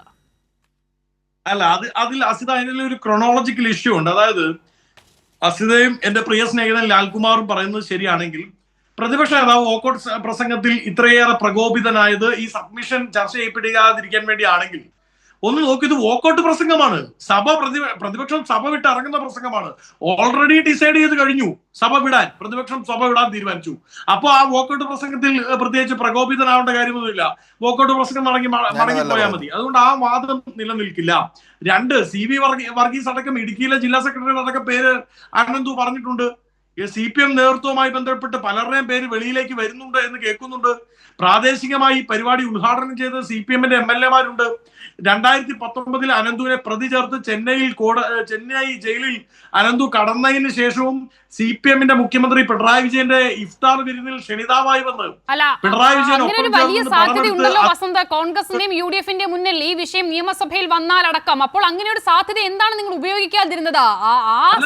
ആ രാഷ്ട്രീയ സാധ്യത ഉപയോഗിച്ചില്ല എന്ന് മാത്രമല്ല, ഇത്രയധികം ജനങ്ങളെ നേരിട്ട് ബാധിച്ച വിഷയമാണ്. അനന്തകൃഷ്ണൻ ഒന്നും ചെയ്തിട്ടില്ല എന്ന് ഉറപ്പിച്ച് പറയാൻ കഴിയുന്ന കേരളത്തിൽ ഒരേ ഒരാൾ ലാലി വിൻസെന്റ് മാത്രമാണ്. ഒരു തരത്തിലും അനന്തകൃഷ്ണൻ ഒരു കുറ്റവും ചെയ്തിട്ടില്ല എന്ന ലാലി വിൻസെന്റ് ഇപ്പോഴും അപ്പോഴും ആവർത്തിക്കുന്നുണ്ട്. ആ ഉറപ്പ് എന്തായാലും പ്രതിപക്ഷ നേതാവിനുണ്ടെങ്കിൽ അല്ലെങ്കിൽ ഇല്ലെങ്കിൽ ഈ വിഷയം നിങ്ങൾക്ക് ചർച്ച ചെയ്യാമായിരുന്നല്ലോ. ഈ സമീപകാലത്ത് നമ്മൾ ഇത്രയധികം ഞെട്ടിപ്പോയ മറ്റൊരു വിഷയം ഉണ്ടായിരുന്നു. ലാലി വിൻസെന്റിനെ സംബന്ധിച്ച് അയാളുടെ അഭിഭാഷകയാണ്. ഞാൻ അവരുമായി സംസാരിച്ചതുമാണ്. ആ അഭിഭാഷക എന്ന നിലയിൽ അവർ കൈപ്പറ്റിയിരിക്കുന്ന ഫീസിന് അവർ ടാക്സ് അടച്ചിട്ടുണ്ട്. അതുമായി ബന്ധപ്പെട്ട കാര്യങ്ങൾ അവർ പുറത്തുവിടാനും തയ്യാറാണ്. അതുകൊണ്ടാണല്ലോ കോടതി അവർക്ക് മുൻകൂർ ജാമ്യം കൊടുക്കുന്നത്. പിന്നീട് അനന്തുവിന്റെ കേസിൽ തന്നെ ഹാജരാവാൻ കോടതി അവരെ അനുവദിക്കുകയും ചെയ്യുന്നത് അതുകൊണ്ടാണ്. അപ്പൊ അത് അങ്ങ് മനസ്സിലാക്കിയാൽ മതി. ഞങ്ങളെ സംബന്ധിച്ച് അങ്ങനെ ഒരു പ്രശ്നം ഉണ്ടെങ്കിൽ സബ്മിഷൻ കൊണ്ടുവരേണ്ട കാര്യമില്ലല്ലോ. ഇപ്പം പ്രിയപ്പെട്ട ലാൽകുമാർ പറയുന്നത് പോലെ ഞങ്ങൾക്ക് അതിലൊരു ക്രൂക്കഡ് എന്താ പറയുന്നത് താല്പര്യമായിരുന്നു ഉണ്ടായിരുന്നെങ്കിൽ നോക്കൂ, ഞങ്ങൾ ഏത് ഇപ്പോൾ സബ്മിഷന് നോട്ടീസ് കൊടുത്തത് കൊണ്ട് മാത്രം ആ വിഷയം ചർച്ച ചെയ്യപ്പെടുന്നില്ലല്ലോ വസന്ത. ഇതിപ്പോൾ നിങ്ങൾക്ക് എന്താണ്? നിങ്ങൾക്കിപ്പോ ഒരു സേ ആയി, ഞങ്ങൾ സബ്മിഷന് നോട്ടീസ് കൊടുത്തു, പക്ഷേ ഈ നിലയിൽ സ്പീക്കറുടെ ഇടപെടൽ കാരണം സഭയിൽ തുടരാൻ കഴിഞ്ഞില്ല, ചർച്ചയ്ക്ക് അവസരവും കിട്ടില്ല. ഇത് തന്നെയാണ് ക്രൂക്കഡ് മൈൻഡ് എന്ന് നമ്മൾ വിശേഷിപ്പിക്കുന്നത്. അല്ല, അവിടെയാണ് ഞാൻ ഈ ക്രോണോളജിയുടെ ഇഷ്യൂ പറഞ്ഞത്. അസിത നോക്കൂ, ഞങ്ങൾ അങ്ങനെ പറഞ്ഞില്ലല്ലോ. ഞങ്ങൾ പറയുന്നല്ലേ പറയുന്നത്. ഞങ്ങൾക്ക് അങ്ങനെ പറയാൻ പറ്റുമോ? കാര്യം എന്താ വെച്ചാൽ സ്പീക്കർ ഇടപെടുന്നത്, സ്പീക്കറിന്റെ അനിയന്ത്രിതമായ ഇടപെടലുകൾ കഴിഞ്ഞ ദിവസങ്ങളിൽ ഉണ്ടായിരുന്നു എന്നത് അക്സെപ്റ്റ് ചെയ്യുമ്പോൾ തന്നെ ഇന്ന് സ്പീക്കർ ഞങ്ങളെ പ്രകോപിപ്പിക്കുന്ന രീതിയിൽ ഇടപെട്ടത് വോക്കൌട്ട് പ്രസംഗത്തിനിടയിലാണ്. അതായത് സ്വാഭാവികമായും പ്രതിപക്ഷം ഇറങ്ങിപ്പോകാൻ നിൽക്കുകയാണ്. പ്രകോപനപരമായ രീതിയിലുള്ള ഇടപെടൽ എന്ന വസന്ത് ഉദ്ദേശിക്കുന്നത് എന്താണ്? 13 മിനിറ്റ് സമയം അലോട്ട് ചെയ്തതാണ്. 13 മിനിറ്റ് വസന്ത്, അതിൽ തർക്കമില്ലല്ലോ. 13 മിനിറ്റ് സമയം അലോട്ട് ചെയ്താണല്ലോ സംസാരിച്ചു തുടങ്ങുന്നത്. 9 മിനിറ്റ് കഴിയുമ്പോഴാണ് സ്വാഭാവികമായും അത് ഉണ്ടാകുന്നതാണ്. അവസാന 5 മിനിറ്റിൽ സ്പീക്കർ ഓർമ്മിപ്പിക്കും. അതിന് പ്രതിപക്ഷ നേതാവ് എന്നല്ല ആര് സംസാരിച്ചാലും ഓർമ്മിപ്പിക്കും. അതിൽ പ്ലീസ് കൺക്ലൂഡ് എന്നൊരു വാക്ക് പറയുമ്പോൾ അതിൽ വസന്ത് പറയുന്ന തരത്തിൽ എന്താണ് പ്രകോപനം? VD സതീശന്റെ പെരുമാറ്റം അങ്ങനെയായിരുന്നല്ലോ. അസിത എവിടെയാണ് പ്രൊവോക്കേഷൻ എന്ന് പറയാം. അതിന് മുമ്പ് ഞാൻ ഒരു കാര്യം പറയട്ടെ. അസിതയോ ലാൽകുമാറോ പറയുന്ന സേ ഞങ്ങൾ പറഞ്ഞാൽ, ജനങ്ങളോട് പറഞ്ഞാൽ, ജനം ഞങ്ങളോട് ചോദിക്കും, ഹേ നിങ്ങൾ വോക്കൌട്ട് പ്രസംഗം നടത്തിയല്ലേ? ആ വോക്കൌട്ട് പ്രസംഗം നടത്തുമ്പോഴല്ലേ ഷംസീർ ബഹുമാനപ്പെട്ട സ്പീക്കർ ഇടപെട്ടത്. അപ്പോൾ നിങ്ങൾ എങ്ങനെയാണ് അതുകൊണ്ടാണ് ഇറങ്ങിപ്പോയെന്ന് പറയുക? അങ്ങനെ ഒരു സ്റ്റേ പറയാൻ പറ്റില്ല. അങ്ങനെ സ്റ്റേ പറയാൻ പറ്റില്ല. ഞങ്ങൾ അനുമതി നിഷേധിക്കുന്നു. ഈ നിലയിൽ പ്രതിപക്ഷ നേതാവ് സംസാരിക്കുന്നു, സ്പീക്കർ ഓർമ്മപ്പെടുത്തുന്നു, മിനിറ്റുകൾക്കുള്ളിൽ അവിടെ ബാനറുകൾ പൊങ്ങുന്നു, പ്ലക്കാർഡുകൾ പൊങ്ങുന്നു, പ്രതിപക്ഷം ഇറങ്ങിപ്പോകുന്നു. എന്താണ് അതിൽ സംശയം? പറയാം. ഞാൻ ഫസ്റ്റ് ഹാഫിലും അത് പറയാൻ വന്നു, ഇപ്പോഴും പറയാൻ വന്നപ്പോൾ അങ്ങ് ഇടപെടുകയാണ്. അങ്ങ് മനഃപൂർവ്വം അല്ല എന്ന് എനിക്കറിയാം. എങ്കിൽ പോലും എന്തുകൊണ്ടാണ് വോക്കൌട്ട് പ്രസംഗത്തിലേക്ക് പ്രതിപക്ഷ നേതാവും UDF-ഉം പോയത്? ഏത് വിഷയത്തിലാണ് ചർച്ച ചെയ്യണ്ടേ? ഏറ്റവും പ്രധാനപ്പെട്ട വിഷയമാണ്. സ്കൂട്ടർ തട്ടിപ്പിനേക്കാൾ പ്രധാനപ്പെട്ട വിഷയം അതാണെന്ന് വ്യക്തിപരമായി വിശ്വസിക്കുന്ന ഒരാളല്ലേ. SC വിഭാഗങ്ങൾക്കുള്ള പദ്ധതി വീതം വെട്ടിക്കുറച്ചതിനേക്കാൾ പ്രശ്നം ഏതാണെന്നറിയാമോ? മന്ത്രിയുടെ മറുപടിയാണ്. അസിത ചോദിക്കും, മന്ത്രി മറുപടി പറഞ്ഞില്ലേ? മന്ത്രിയുടെ മറുപടി വളരെ RSS സംഘപരിവാർ മൈൻഡഡ് ആണ്. മന്ത്രി എന്താ പറഞ്ഞത്? കിഫ്ബി ഉണ്ടാക്കുന്ന റോഡിൽ SC പോകുന്നില്ലേ? ബാക്കി ജനറൽ വിഭാഗങ്ങൾക്ക് കിട്ടുന്നതും SC അനുഭവിക്കുന്നുണ്ടല്ലോ. അതുകൊണ്ട് തന്നെ SC ഈ ഒരു എന്താ പറയുന്നത്, ഈ ഡിറ്റർമൈൻഡ് ആയിട്ടുള്ള കോൺസ്റ്റിറ്റ്യൂഷണലി ബൗണ്ടഡ് ആയിട്ടുള്ള ഷെയർ കൊടുക്കേണ്ട കാര്യമില്ല എന്ന് പറഞ്ഞാൽ അത് സംഘപരിവാർ മൈൻഡഡ് ആണ്. അങ്ങനെ ഒരു മന്ത്രി കേരളത്തിന്റെ നിയമസഭയിൽ ഇരുന്ന് SC വിഭാഗങ്ങൾക്ക് കൊടുക്കുന്നത് കുറച്ച് കുറഞ്ഞാലും കുഴപ്പമില്ല, കാര്യം ജനറൽ വിഭാഗങ്ങൾക്ക് കൊടുക്കുന്നതിൽ SC പങ്കുചേരുന്നുണ്ടല്ലോ എന്ന് പറഞ്ഞാൽ അതിനെ എതിർത്തല്ലേ മതിയാവൂ.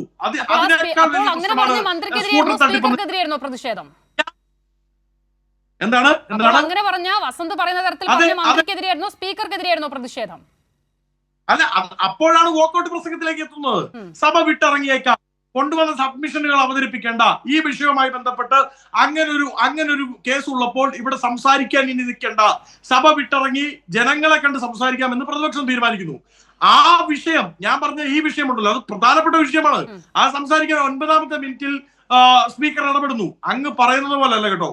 9ാമത്തെ മിനിറ്റ് മുതൽ 15ാമത്തെ മിനിറ്റ് വരെ സ്പീക്കർ മിണ്ടാതിരിക്കുകയല്ല. 9ാമത്തെ മിനിറ്റ് മുതൽ 15ാമത്തെ മിനിറ്റ് വരെ നീണ്ടു നിൽക്കുന്ന 6 മിനിറ്റോളം അദ്ദേഹം 60 തവണ ഇടപെട്ടു. പിന്നീട് അങ്ങോട്ട് കൊടുക്കൽ വാങ്ങൽ തുടങ്ങിയല്ലോ വസന്ത്. നമ്മൾ ആ ലൈവ് കണ്ടുകൊണ്ടിരിക്കുകയാണല്ലോ. പ്രതിപക്ഷ നേതാവ് സംസാരിക്കുന്നു, 9ാമത്തെ മിനിറ്റിൽ സ്പീക്കർ ഇങ്ങനെ പറയുന്നു, പ്രതിപക്ഷ നേതാവ് പ്രകോപിതനാകുന്നു. പിന്നീട് രണ്ടുപേരും തമ്മിലുള്ള സംസാരമാണ് അവിടെ നടക്കുന്നത്. അതിൽ മറ്റൊന്നും കണ്ടില്ല. ലാൽകുമാർ ഇടയ്ക്ക് എന്തോ ഒന്ന് പറയാൻ വന്നു, അത് പറഞ്ഞിട്ട് ആ പോയിന്റ് കൂടി എടുത്തിട്ട് ഞാൻ IB സതീഷിലേക്ക് പോകാം. ലാൽകുമാർ. അല്ല, ഞാൻ പറയാൻ ശ്രമിക്കുന്നത് ഈ ക്രൊണോളജിക്കൽ ഓർഡറുമായി ബന്ധപ്പെട്ടൊരു കാര്യമാണ് വസന്ത് പറയാൻ ശ്രമിക്കുന്നത്. ഞാൻ പറയുന്നത് എൻറ്റയർ സാധനം സ്റ്റേജ്ഡാന്നാണ്. നിങ്ങൾ വാക്കൗട്ട് സ്പീച്ചാണ് നടത്തുന്നതെന്നുള്ള കാര്യം എനിക്കറിയാമല്ലോ, അറിയാൻ വയ്യാത്തല്ലോ. അതിനകത്ത് പിന്നെ ഇതിനെ ഒഴിവാക്കാൻ അങ്ങനല്ല ഞാൻ പറഞ്ഞത്. എൻറ്റയർ കാര്യത്തിനകത്ത് നിങ്ങൾക്ക് ഒരു നിഷേധ നിലപാടുണ്ട്. അത് പ്രത്യേകിച്ച് VD സതീശൻ നേടുന്ന ഫ്രസ്ട്രേഷൻ, ഇതൊക്കെ ഞാൻ പറഞ്ഞു. ഇത് മാത്രമായിട്ട് ഫോക്കസ് ചെയ്തില്ല. ഞാൻ CPM-നെതിരെയോ അല്ലെങ്കിൽ ഈ പറയുന്ന ഭരണപക്ഷത്തിനെതിരെയോ നിങ്ങൾ പഴിചാരിക്കൊണ്ട് ഇറങ്ങിപ്പോവുക എന്നുള്ളതാണ് നിങ്ങൾ പറഞ്ഞൊരു കാര്യം, ഞാൻ പറയാൻ ശ്രമിച്ചൊരു കാര്യം. പിന്നെ അത് മാത്രമല്ല, ഈ ഫണ്ട് അലോക്കേഷനുമായി ബന്ധപ്പെട്ടൊരു കാര്യമുണ്ടല്ലോ. ഈ ഫണ്ട് അലോക്കേഷൻ എന്ന് പറഞ്ഞാൽ യഥാർത്ഥത്തിൽ രഘുറാം രാജ്, നിങ്ങളുടെ എക്കണോമിക് അഡ്വൈസറായിട്ടിരുന്ന രഘുറാം രാജൻ പോലും എപ്പോഴും ഊന്നി പറയുന്നൊരു കാര്യം, കൂടുതൽ ബഡ്ജറ്റ് അലോക്കേറ്റ് ചെയ്യുന്നതല്ല ഒരു ഇഫക്റ്റീവ് കാര്യം, ഇഫക്റ്റീവ് സ്പെൻഡിങ് ആണെന്നുള്ളത് നമ്മൾ മനസ്സിലാക്കേണ്ട ഒരു കാര്യമാണ്. നിങ്ങളുടെ കൂട്ടത്തിലിരുന്ന എക്കണോമിക് അഡ്വൈസർ പറഞ്ഞിട്ട് പിന്നീട് അദ്ദേഹം റിസർവ് ബാങ്ക് ഗവർണറായി. എങ്ങനെ ഇഫക്റ്റീവ്ലി പണം സ്പെൻഡ് ചെയ്യുന്നു എന്നുള്ളതാണ് നമ്മൾ മനസ്സിലാക്കേണ്ടത്. ഇഫക്റ്റീവ് സ്പെൻഡിങ് പല ഘട്ടത്തിലും നടക്കുന്നില്ല. ഇത് നമ്മുടെ കേരളത്തിലാണെങ്കിലും അല്ല മറ്റ് സംസ്ഥാനങ്ങളിലാണെങ്കിലും ഇഫക്റ്റീവ് സ്പെൻഡിങ് നടക്കുന്നില്ല. ആ ഇഫക്റ്റീവ് സ്പെൻഡിങ്ങിന് ഈ പറയുന്ന ഒന്ന് കട്ട് ഡൗൺ ചെയ്താൽ പോലും തെറ്റില്ല എന്ന് വിശ്വസിക്കുന്ന ഒരാൾ, അതുകൊണ്ട് ചിലവാക്കണ്ടെന്നോ ഫർദർ ഫണ്ട് കൊടുക്കണ്ടെന്നോ ഒന്നുമല്ല പറഞ്ഞു വരുന്നതിൻ്റെ അർത്ഥം. അതിൻ്റെ അർത്ഥം വളരെ വ്യക്തമാണ്, ഇഫക്റ്റീവ് സ്പെൻഡിങ് നടക്കണം. ഇതിനകത്തെ പൈസ വേറെ ഒരു കാരണവശാലും ഇൻഇഫക്റ്റീവായിട്ട് പോകരുത് എന്നുള്ളതാണ് അതിൽ ലക്ഷ്യമാക്കുന്നത്. പിന്നെ ഒരു കാര്യം കൂടെ നമ്മുടെ സാമ്പത്തിക പ്രതിസന്ധി ഉള്ള ഒരു സ്ഥാനത്ത് പ്രപ്പോർഷനേറ്റ് ആയിട്ടുള്ള റിഡക്ഷൻ ഉണ്ടാവും. ഇല്ലാത്തതിന് കാര്യം എന്താണ്? നമ്മൾ സാമ്പത്തിക പ്രതിസന്ധിയിലാണ്. സംസ്ഥാന സർക്കാർ തന്നെ വ്യക്തമായി പല ഘട്ടങ്ങളിലായി ധനകാര്യവും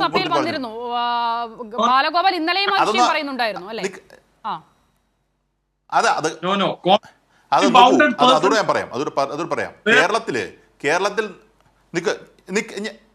ഞാൻ പറയട്ടെ, ഇപ്പോൾ പറഞ്ഞ് അവസാനിപ്പിക്കാം. നോക്കൂ, കേരളത്തിലെ ചർച്ചകൾ, കേരളത്തിലെ ഏറ്റവും ഒരു മാക്രോ എക്കണോമിക് സ്റ്റെബിലിറ്റിയുമായി ബന്ധപ്പെട്ട് ഈ ഡിമാൻഡ് ഷിഫ്റ്റ് ചെയ്യുന്നതും അല്ലെങ്കിൽ ഈ പറയുന്ന റവന്യൂ മെച്ചപ്പെടുത്തുന്നതുമായി ബന്ധപ്പെട്ടൊക്കെ നമ്മൾ എക്കണോമിക്സിൻ്റെ ബേസിക്സ് പഠിച്ചാൽ നമുക്ക് വ്യക്തമായി മനസ്സിലാക്കുന്ന ഒരു കാര്യം, കേന്ദ്ര ബഡ്ജറ്റിന് മാത്രമേ അതിൽ വലിയ സബ്സ്റ്റാൻഷ്യൽ ഷിഫ്റ്റ് ഉണ്ടാക്കാൻ പറ്റൂ.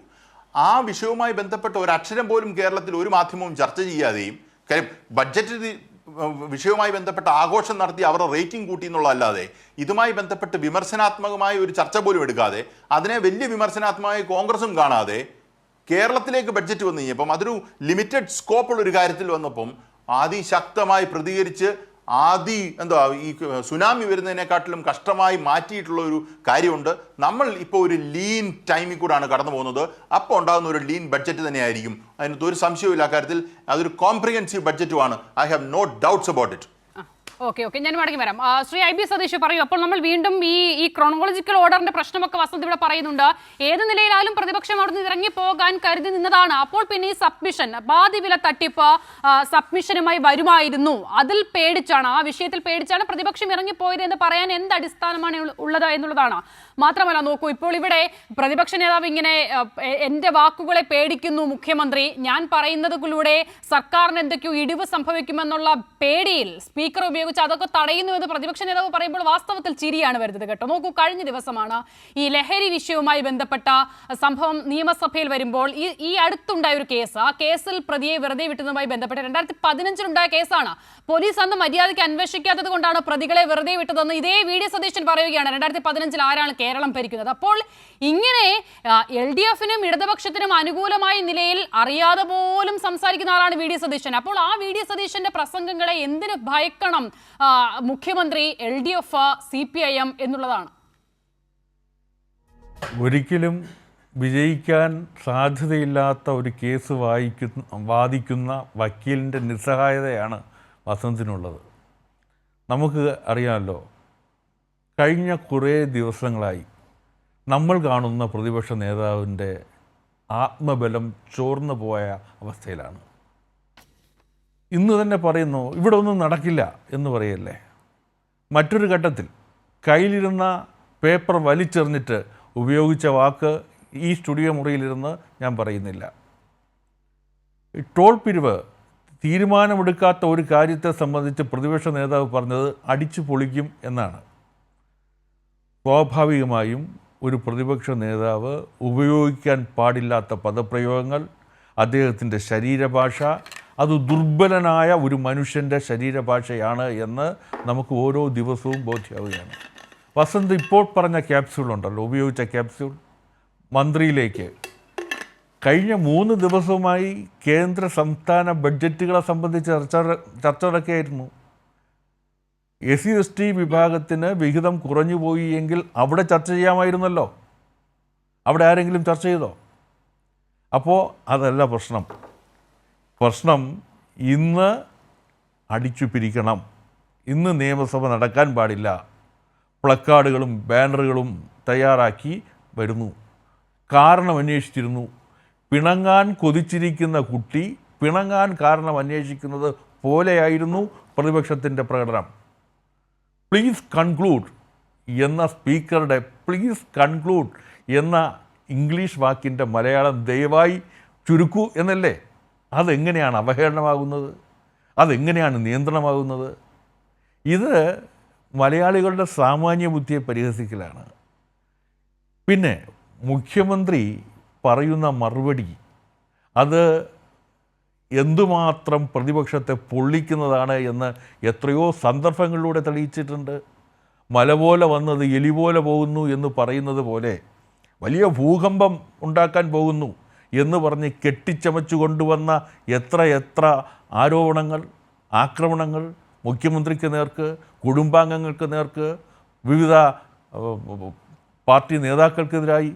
അവസാനം മുഖ്യമന്ത്രിയുടെ മറുപടിയോടുകൂടി എല്ലാം കെട്ടടങ്ങും. മറ്റൊരർത്ഥത്തിൽ പറഞ്ഞാൽ കുരിശു കണ്ട ചെകുത്താനെപ്പോലെ മുഖ്യമന്ത്രിയുടെ മറുപടിയെ ഭയക്കുന്നവരാണ് പ്രതിപക്ഷം. മുഖ്യമന്ത്രിയുടെ മറുപടി അവർ ഇഷ്ടപ്പെടുന്നില്ല. മുഖ്യമന്ത്രിയുടെ മറുപടി അവർ ഭയക്കുന്നു. അതുകൊണ്ട് മുഖ്യമന്ത്രിയുടെ മറുപടി ഒഴിവാക്കണം. പാതിവില തട്ടിപ്പിനെയൊക്കെ സംബന്ധിച്ച് വരാൻ പോവുകയല്ലേ. ഉന്നയിച്ച വാദം എന്താ? പോലീസ് കസ്റ്റഡി ആവശ്യപ്പെട്ടില്ല എന്നാണ്. അങ്ങനെ ഒരു ആഗ്രഹം ഉണ്ടെങ്കിൽ പോലീസ് കസ്റ്റഡി ആവശ്യപ്പെടുകയാണോ ആവശ്യപ്പെടാതിരിക്കുകയാണോ ചെയ്യേണ്ടത് എന്ന ഒരു കാര്യം മാത്രം സാമാന്യ ബുദ്ധി വെച്ച് ചിന്തിച്ചാൽ പോരെ. അതിനെക്കുറിച്ച് ഞാനൊന്നും പറയുന്നില്ല. വിഷയത്തിൽ നിന്ന് വഴിതിരിച്ച് വിടാനുള്ള ശ്രമത്തിൽ ഞങ്ങളാരും തലവയ്ക്കുന്നില്ല. പക്ഷേ ഒരു കാര്യം കേരളം കണ്ടുകൊണ്ടിരിക്കുന്നു. പ്രതിപക്ഷ നേതാവ് അദ്ദേഹത്തിന് രാഷ്ട്രീയമായ ആത്മബലം നഷ്ടപ്പെട്ടിരിക്കുന്നു. അദ്ദേഹം കോൺഗ്രസ് പാർട്ടിക്കകത്തെ ആന്തരിക സംഘർഷങ്ങളിൽ ആടിയുലയുന്ന മാനസിക സംഘർഷത്തിൻ്റെ തടവുകാരനായി മാറിയിരിക്കുന്നു. അതാണ് നിയമസഭയിൽ കണ്ടുകൊണ്ടിരിക്കുന്നത്. വസന്ത് പറഞ്ഞത് ഈ നിലയിൽ ധനമന്ത്രിയുടെ മറുപടി പ്രകോപിപ്പിച്ചു എന്നുള്ളതാണ് അല്ലെ? നോക്കൂ, പക്ഷേ വസന്ത്, ഇതിനകത്ത് യാഥാർത്ഥ്യം എന്താണ്? ഇന്നലെ ഇപ്പോൾ ഈ വിഷയം നിയമസഭയിൽ വരുമ്പോൾ ബാലഗോപാലന്റെ ഒരു പ്രതികരണം, അദ്ദേഹം അടിവരയിട്ട് പറയുകയാണ്, നിങ്ങൾ എന്നെ വിശ്വസിക്കൂ, ഒരു തരത്തിലുള്ള വെട്ടിക്കുറവും വിദ്യാർത്ഥികളുടെ ഈ നിലയിൽ ഉണ്ടായിട്ടില്ല, അവർക്ക് ഒരു തരത്തിലുള്ള ആനുകൂല്യങ്ങളും നിഷേധിക്കപ്പെട്ടിട്ടില്ല എന്ന് പറഞ്ഞ ശേഷം നിങ്ങൾ എന്നെ വിശ്വസിക്കൂ, നിങ്ങൾ എന്നെ വിശ്വസിക്കൂ എന്ന് അദ്ദേഹം ആ വാക്ക് ആവർത്തിക്കുകയാണ്. ഇന്നും ഇപ്പോൾ ഈ വിഷയം നിയമസഭയിൽ വരുന്നു, അത് തന്നെയാണ് ഉണ്ടായത്. അതിന്റെ അടിസ്ഥാനത്തിലാണല്ലോ അടിയന്തര പ്രമേയത്തിന് അനുമതി പോലും നിഷേധിക്കുന്നത്. പിന്നീട് എന്താണ് വസന്ത് പറഞ്ഞ തരത്തിൽ വലിയ കുറവുണ്ടായത്? 2.5 ലക്ഷത്തിൽ താഴെ വാർഷിക വരുമാനമുള്ളവർക്ക് മാത്രമായി ഈ സ്കോളർഷിപ്പ് പരിമിതപ്പെടുത്തിയത് കേന്ദ്ര സർക്കാരാണ്. അപ്പോൾ 2.5 ലക്ഷത്തിന് മുകളിൽ വാർഷിക വരുമാനം, 2.5 ലക്ഷത്തിന് മുകളിൽ ഉള്ളവർക്ക് പോലും ആ സ്കോളർഷിപ്പിന്റെ പരിധിയിലേക്ക് കൊണ്ടുവന്നത് സംസ്ഥാന സർക്കാരാണ്.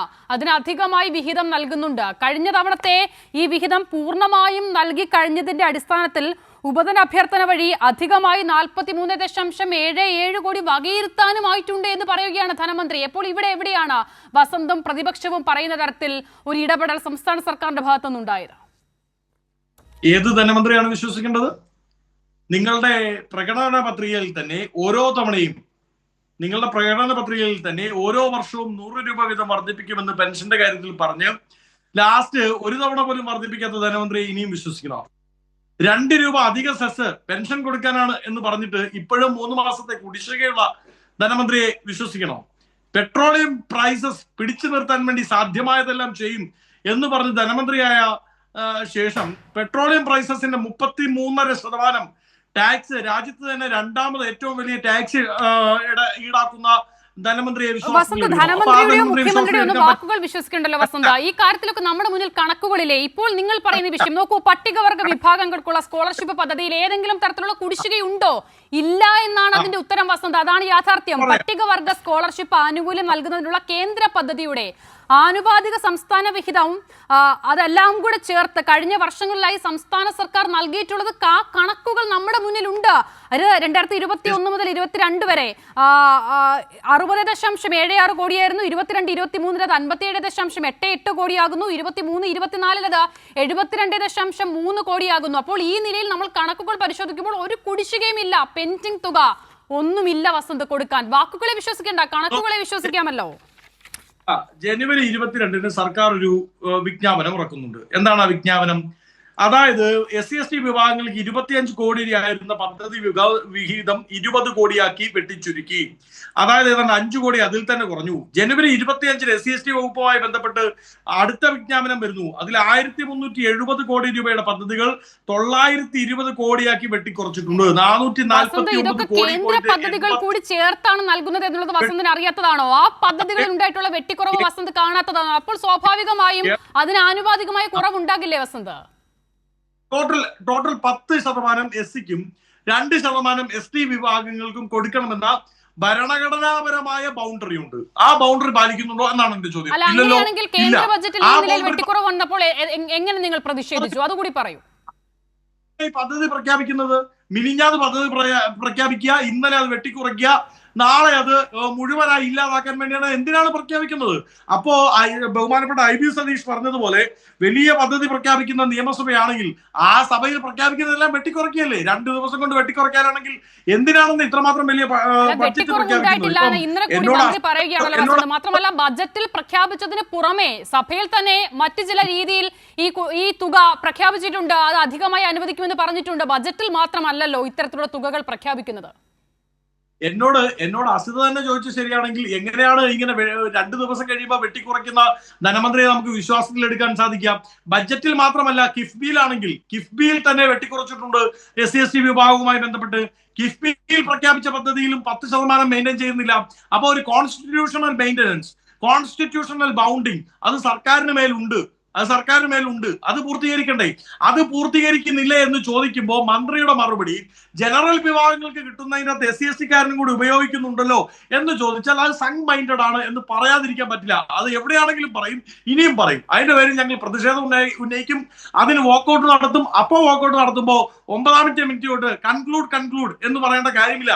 സ്ട്രങ് മൈൻഡഡ് ആയിട്ടുള്ള സർക്കാരാണ് സംസ്ഥാനം ഭരിക്കുന്നതെങ്കിൽ അത് CPM-ന്റെ പേരിൽ മാത്രമാണ്. അല്ല വസന്ത് നോക്കൂ, 13 മിനിറ്റ് അനുവദിച്ച പ്രസംഗത്തിൽ 9-ാം മിനിറ്റ് കൺക്ലൂഡ് ചെയ്യാൻ പറയുന്നതിനകത്ത് എവിടെയാണ് വസന്ത് സംഘ മൈൻഡ്? അത് പറയാനല്ലെങ്കിൽ പിന്നെ എന്തിനാണ് അങ്ങനെ ഒരു ചെയർ? അങ്ങനെയാണെങ്കിൽ എല്ലാ നേതാക്കൾക്കും ഇഷ്ടമുള്ള സമയം വന്നങ്ങ് പ്രസംഗിച്ച് പോയാൽ മതിയായിരുന്നല്ലോ. നിയമസഭയുടെ ഒരു ക്രമീകരണം അങ്ങനെയാക്കാമായിരുന്നല്ലോ. എന്താണ് സംഘിനെ പറ്റിയുള്ള നമ്മുടെ അഭിപ്രായം? സംഘിനെ പറ്റിയുള്ള അഭിപ്രായം പ്രതിപക്ഷ ശബ്ദങ്ങളെ കേൾക്കുന്നില്ലെന്നും അത് വെട്ടിച്ചുരുക്കുന്നതാണെന്നും പ്രതിപക്ഷം എന്തെങ്കിലും പറഞ്ഞാൽ ഉടനെ അവരുടെ കടക്കൽ കത്തിവെക്കുന്നതാണെന്നാണല്ലോ സംഘിനെ പറ്റി. അല്ല, അങ്ങനെയാണെങ്കിൽ ഭരണപക്ഷത്തിന് സംസാരിക്കാൻ കൂടുതൽ സമയം കൊടുക്കണമായിരുന്നല്ലോ. ആ നിലയിലുള്ള സംഘാണെങ്കിൽ അത് കൊടുത്തില്ല എന്നുള്ളതാണല്ലോ വസന്ത തന്നെ ആദ്യം പറഞ്ഞ MP രാജേഷ് സംസാരിച്ചപ്പോൾ സ്പീക്കർ ഇടപെട്ടത്. അത് MP രാജേഷിന്റെ മറുപടിയിൽ പ്രതിപക്ഷത്തെ ഒരു അംഗം സംസാരിക്കുമ്പോൾ MP രാജേഷ് അതിന് വഴങ്ങിയതാണ്. അപ്പോൾ ചെയറിന്റെ അനുമതി കൂടാതെ വഴങ്ങിയതിനാണ് വിമർശനം ഉന്നയിച്ചത്. അപ്പോൾ രണ്ടിടത്തും ഒരുപോലെയാണ് വസന്ത. അവിടെ എവിടെയാണ് സംഘ മൈൻഡ്? അല്ല, ഞാൻ പറയാം, സംഘാണെങ്കിലും CPM ആണെങ്കിലും പ്രതിപക്ഷ നേതാവിന്റെ കോൺസ്റ്റിറ്റ്യൂഷണൽ റൈറ്റ് ആണ് വോക്കൌട്ട് പ്രസംഗം. അത് കൊടുത്തില്ലെങ്കിൽ കോടതി കയറേണ്ടി വരും. അത് 9-ാമത്തെ മിനിറ്റിൽ 2-ാമത്തെ മിനിറ്റിലേക്ക് പ്ലീസ് കൺക്ലൂഡ് പറയാൻ പറ്റുമായിരിക്കും, അനുവദിക്കില്ല എന്ന് പറയാൻ പറ്റില്ല. പ്രസംഗമായാലും ശരി, സഭയിൽ ഒരു ചോദ്യം ചോദിച്ചോട്ടെ. സഭയിൽ ഒരു നിയമസഭാ സാമാജികൻ സംസാരിക്കുന്ന സമയം തീരുമാനിക്കാനുള്ള അധികാരം ആർക്കാണ്? സഭയിൽ പ്രതിപക്ഷ നേതാവിന്റെ വോക്കൌട്ട് പ്രസംഗം നടത്താനുള്ള അവകാശം കോൺസ്റ്റിറ്റ്യൂഷണൽ റൈറ്റ് ആണ്. എന്താ സംശയമുള്ളത്? പ്രതിപക്ഷ നേതാവിന്റെ വോക്കൌട്ട് പ്രസംഗം കോൺസ്റ്റിറ്റ്യൂഷണൽ റൈറ്റ് ആണെങ്കിൽ ഒരു നിയമസഭാ സാമാജികൻ സംസാരിക്കുന്ന സമയം തീരുമാനിക്കാനുള്ള റൈറ്റ് അത് ആർക്കാണ്? അല്ലല്ലോ, ഞാൻ പറഞ്ഞല്ലോ വോക്കൌട്ട് പ്രസംഗത്തിൽ അങ്ങനെ ഒരു റൈറ്റ് ഒന്നും സ്പീക്കറിന് മേലില്ല. പ്രീ ഡിറ്റർമൈൻഡ് അലോക്കേഷൻ നടത്തിയിരിക്കുന്ന സമയങ്ങളിൽ സ്പീക്കർ ഇടപെടും. വോക്കൌട്ട് പ്രസംഗവുമായി ബന്ധപ്പെട്ട് നമ്മുടെ മുമ്പിൽ നിയമമല്ലുള്ളത്, കീഴ്വഴക്കമാണുള്ളത്. സ്പീക്കർക്ക് ഇടപെടാനേയുള്ള അധികാരം ഇല്ല എന്ന് പറയുന്നത് ഒരു അഭിഭാഷകൻ കൂടിയായ വസന്താണ് എന്നുള്ളത് ഓർക്കണേ. സ്പീക്കർക്ക് അങ്ങനെ ഏത് നിലയിൽ വേണമെങ്കിലും ഇടപെടാം എന്നുള്ളതാണല്ലോ യാഥാർത്ഥ്യം. കീഴ്വഴക്കം ഇല്ല എന്ന് പറഞ്ഞ് അത് ഇവിടെയും പാടില്ല എന്നെങ്ങനെ വാശി പിടിക്കും? അസിത, ആ കീഴ്വഴക്കമില്ലായ്മ 38 മിനിറ്റ് സംസാരിച്ച് ഒടുക്കം പ്ലീസ് കൺക്ലൂഡ് കേൾക്കാതെ ഞാൻ അവസാനിപ്പിക്കുന്നു, ഞാനും എന്റെ അംഗങ്ങളും ഇറങ്ങിപ്പോകുന്നു എന്ന് പറഞ്ഞ VS അച്യുതാനന്ദന് കിട്ടാത്ത പരിഗണന, കിട്ടാത്ത എന്താ പ്ലീസ് കൺക്ലൂഡ് ഈ ഡെമോക്രാസിന്റെ വാള് എന്തിനാണ് VD സതീശന്റെ മോൾ കൊണ്ടുപോയി വെക്കുന്നത്? കൂടുതൽ സംസാരിക്കണമെന്ന് പറയുന്നത്. സംസാരിച്ചാൽ എന്താണെന്ന പ്രശ്നം? ഞങ്ങൾ പറഞ്ഞ SC/ST-കാരന്റെ പ്രശ്നമാണ്, വനമേഖലയിലെ വന്യജീവി ആക്രമണവുമായി ബന്ധപ്പെട്ട വിഷയമാണ്. വോക്കൌട്ട് പ്രസംഗത്തിൽ ഞങ്ങൾ ഉയർത്താൻ വന്ന സബ്മിഷനുമായി ബന്ധപ്പെട്ട പ്രശ്നവും പറഞ്ഞു പോകുമായിരുന്നു. പക്ഷെ അത് കേൾക്കാൻ VD സതീശൻ അനുവദിച്ചില്ല. അതാണോ അപ്പോൾ ചുരുക്കത്തിൽ പ്രശ്നം? എന്താണ് VS അനുവദിച്ച സമയം VD സതീശൻ അനുവദിച്ചില്ല, അതാണോ ചുരുക്കത്തിൽ അപ്പോൾ പ്രശ്നം? അല്ല, ഇന്നലെ എന്താണ് ഉണ്ടായത്? ഇന്നലെ 6 or 7 തവണയാണ് ഇടപെടുന്നത്. പ്രതിപക്ഷ നേതാവ് സംസാരിക്കുമ്പോ ഇടപെടേണ്ട ആവശ്യം ഇതിന് മാത്രം ഇത്ര ധൃതി എന്താണ്? സഭ ഇച്ചിരി നീണ്ടുപോയാൽ ആർക്കാണ് ഇത്ര ബുദ്ധിമുട്ട്? സംസ്ഥാനത്തെ ജനങ്ങളുടെ വിഷയം ചർച്ച ചെയ്യണ്ടേ? അപ്പോൾ MP രാജേഷ് സംസ്ഥാനത്തെ മന്ത്രിയാണല്ലോ, സംസാരിച്ചപ്പോൾ ഇടപെട്ടതിന്റെ ആവശ്യം എന്തായിരുന്നു? അങ്ങനെയാണെങ്കിൽ ഇതേ പ്രതിഷേധം ഉയർത്തണ്ടേ? ടൈം അല്ല അസിത ഒന്ന് മനസ്സിലാക്കൂ. അത് അലോട്ടഡ് ടൈം അല്ലാത്തത് കൊണ്ടാണ് അദ്ദേഹത്തോട് ഇടപെടേണ്ട, ഞാൻ മൈക്ക് അനുവദിച്ചാൽ മാത്രം സംസാരിച്ചാൽ മതി എന്ന് ഷംസീർ പറയുന്നത്. അലോട്ടഡ് ആണ്. വോക്കൌട്ട് പ്രസംഗം അലോട്ടഡ് അല്ലേ? തീരാറാകുമ്പോൾ ഇടപെടുന്നു. പിന്നെ അതിൽ നിയതമായ നിയമമില്ല എന്ന് വസന്ത് പറയുന്നു, കീഴ്വഴക്കമാണ് എന്ന് പറയുന്നു. അപ്പോൾ കീഴ്വഴക്കം ഏത് നിലയിൽ മാറ്റണമെന്ന് സ്പീക്കർക്ക് തീരുമാനിക്കാമല്ലോ, ചെയറിന് തീരുമാനിക്കാമല്ലോ. അഡ്വക്കേറ്റ് LL കുമാർ, ഞാൻ താങ്കൾ പറഞ്ഞത് ശ്രദ്ധിച്ചു. ആ വാക്കൌട്ട് പ്രസംഗം അത് ആ നിലയിൽ ഭരണഘടന അനുശാസിക്കുന്നതല്ല. ഞാൻ അതിനങ്ങ് വഴങ്ങിയെന്നേ ഉള്ളൂ. കാരണം അങ്ങനെയാണെങ്കിൽ പോലും ആ സമയം ആര് തീരുമാനിക്കും എന്നുള്ള ചോദ്യം അവിടെ വെക്കാൻ വേണ്ടി ഞാൻ അതിന് വഴങ്ങിയതാണ്. പറഞ്ഞോളൂ.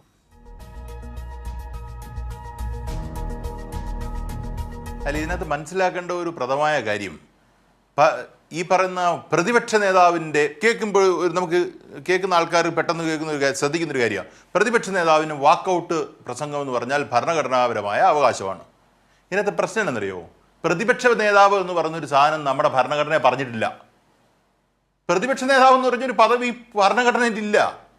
അത് ലീഡർ ഓഫ് ഓപ്പോസിഷൻ ആക്ട് എന്ന് പറഞ്ഞൊരു ആക്ട് 1977 കൊണ്ടുവന്നിട്ട് ഉണ്ടാക്കിയിരിക്കുന്ന കാര്യമാണ്. 10% സീറ്റ് വരികയാണെങ്കിൽ പ്രതിപക്ഷ നേതൃസ്ഥാനം കിട്ടുമെന്ന്. ഇപ്പം നോക്കൂ, കഴിഞ്ഞ പാർലമെന്റിൽ പ്രതിപക്ഷ നേതാവ് ഉണ്ടായിരുന്നോ? അതൊരു ഭരണഘടനാ പദവിയാണെങ്കിൽ അവിടെ ആൾ വേണ്ടേ? കഴിഞ്ഞ പ്രാവശ്യം കോൺഗ്രസിനോ അല്ലെങ്കിൽ കേന്ദ്രത്തിലെ ഒരു പ്രതിപക്ഷ നേതാവ് ഇല്ലായിരുന്നു. 10% സീറ്റ് ഇല്ലായിരുന്നു. 10% സീറ്റ് ഉണ്ടെങ്കിൽ മാത്രമേ അത് ഓക്യുപ്പൈ ചെയ്യത്തുള്ളൂ. അതൊരു ഭരണഘടനാ പദവി അല്ല. അത് ആദ്യം മനസ്സിലാക്കേണ്ട ഒരു കാര്യമാണ് ജനങ്ങൾ. എൻ്റെ കോൺസ്റ്റിറ്റ്യൂഷണൽ അണ്ടർസ്റ്റാൻഡിങ്ങിൽ അതൊരു ഭരണഘടനാ പദവിയല്ല. പിന്നെ ഇടയ്ക്ക് വെച്ച് മാറ്റിയോന്ന് എനിക്കറിയത്തില്ല. ഈ പറയുന്ന കാര്യങ്ങൾ ഇതൊരു വലിയ വിഷയമാക്കി അവതരിപ്പിക്കുന്നത് ഭരണഘടനാപരമായ അവകാശം സ്പീക്കർക്ക് എങ്ങനെ, ബാക്കിയുള്ളവർക്ക് എങ്ങനെ. നോക്കൂ, ഇന്ത്യൻ രാഷ്ട്രീയത്തിൽ പാർലമെന്ററി പ്രൊസീഡിങ്സ് നടക്കുന്നത് ബ്രിട്ടീഷ് സ്റ്റൈലൊന്നും അല്ല, ഒരു സംശയവുമില്ല. നിക്ക്, ഞാനൊന്ന് പറഞ്ഞ അവസാനിപ്പിക്കാം. താങ്കൾ പറഞ്ഞപ്പോൾ ഞാൻ ഇടപെട്ടില്ല, ഞാൻ ഇടപെടത്തുമില്ല. എനിക്ക് അങ്ങനെ ഒരു ശീലമില്ല. താങ്കൾ പറഞ്ഞ പൂർണ്ണമായും ഞാൻ കേൾക്കും. എനിക്ക് എതിരെ എന്തെങ്കിലും ഉണ്ടെങ്കിൽ ഞാൻ അക്സെപ്റ്റ് ചെയ്യാനും തയ്യാറാണ്. എനിക്ക് അതിനും പ്രശ്നമില്ല. ഞാൻ പറഞ്ഞു ഇന്ത്യൻ രാഷ്ട്രീയത്തിൽ പാർലമെന്ററി പ്രൊസീഡിങ്സ് എങ്ങനെയാണ് നടക്കുന്നത്? ഈ പറയുന്ന ഒന്ന് പറഞ്ഞാൽ മിണ്ടാതെ മൊത്തം കേട്ടുകൊണ്ടിരുന്ന് മാത്രമാണോ ഇവിടെ പെരുമാറിക്കൊണ്ടിരിക്കുന്നത്? കേരളത്തിന്റെ ഹലോ, ഞാൻ പറയട്ടെ അതോ എന്താ? അല്ല, ഞാൻ വെറുതെ തമാശക്ക് ചോദിച്ചതാണ്. ഈ ആരെങ്കിലും എതിർ അഭിപ്രായം ഉയർത്തിയാക്കാൻ വി ഡി സതീശൻ അല്ലല്ലോ എന്ന് പറഞ്ഞോളൂ. താങ്കൾ പൂർത്തിയാക്കിക്കോളൂ. അതാ പറയും. ഈ പറയുന്ന പ്രശ്നം അതാണ്. നമ്മൾ നോക്കൂ, പ്രതിപക്ഷ നേതാവായി ഇരുന്ന പല ആൾക്കാരും നമ്മൾ കണ്ടല്ലോ പല പ്രാവശ്യം. കഴിഞ്ഞ പ്രാവശ്യം നമ്മൾ രമേശ് ചെന്നിത്തല തന്നെ നമ്മൾ കോട്ട് ചെയ്യുന്നുണ്ടല്ലോ പല കാര്യങ്ങളിലും. അദ്ദേഹം ഈ രീതിയിലാണോ പെരുമാറിയത്? ഇത് വി ഡി സതീശന് മാത്രം സവിശേഷമായ ഒരു കാര്യമാണ്. നോക്കൂ, പ്രതിപക്ഷ നേതാവായിരിക്കുന്ന രാഹുൽ ഗാന്ധിയെ എന്തോരം ബുദ്ധിമുട്ടാണ് യഥാർത്ഥത്തിൽ സംഘപരിവാറുകാർ അവിടെ ഉണ്ടാക്കുന്നത്. ഇവർക്ക് പ്രശ്നമില്ലല്ലോ, ശ്രദ്ധിച്ചോ? ഇവർക്കൊന്നും മിണ്ടുന്നില്ലല്ലോ, ഇവർക്ക് അവിടെ പ്രശ്നമില്ലല്ലോ.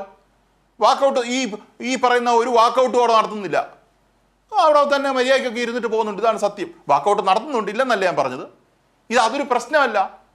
രാഹുൽ ഗാന്ധിക്കെതിരെ പറയുമ്പോൾ അപ്പോൾ രാഹുൽ ഗാന്ധിയെക്കാൾ വലിയ ആളായി വി ഡി സതീശൻ. ഇതൊക്കെ പാർലമെന്ററി പ്രൊസീഡിങ്സിൽ സാധാരണ നടക്കുന്ന ഒരു കാര്യമാണ്. ഇവിടെ ഇതാണ് നമ്മൾ വളച്ചൊടിച്ച് വേറൊന്നിലേക്ക് കൊണ്ടുവന്ന് മുട്ടിക്കാൻ ശ്രമിച്ചാൽ യഥാർത്ഥ വിഷയത്തിൽ നിന്ന് നിങ്ങൾക്ക് പുറത്തു പോകാൻ കഴിയില്ല. ഈ പറയുന്ന പല വിഷയങ്ങളിലും ചർച്ച ചെയ്യാൻ ഇപ്പം വസന്ത് പറഞ്ഞ എന്താണ്? കേരളത്തിൽ ഈ തട്ടിപ്പുമായി ബന്ധപ്പെട്ട വിഷയം ചർച്ച ചെയ്യുകയാണെങ്കിൽ അവർക്കാണ് മെറിറ്റ്.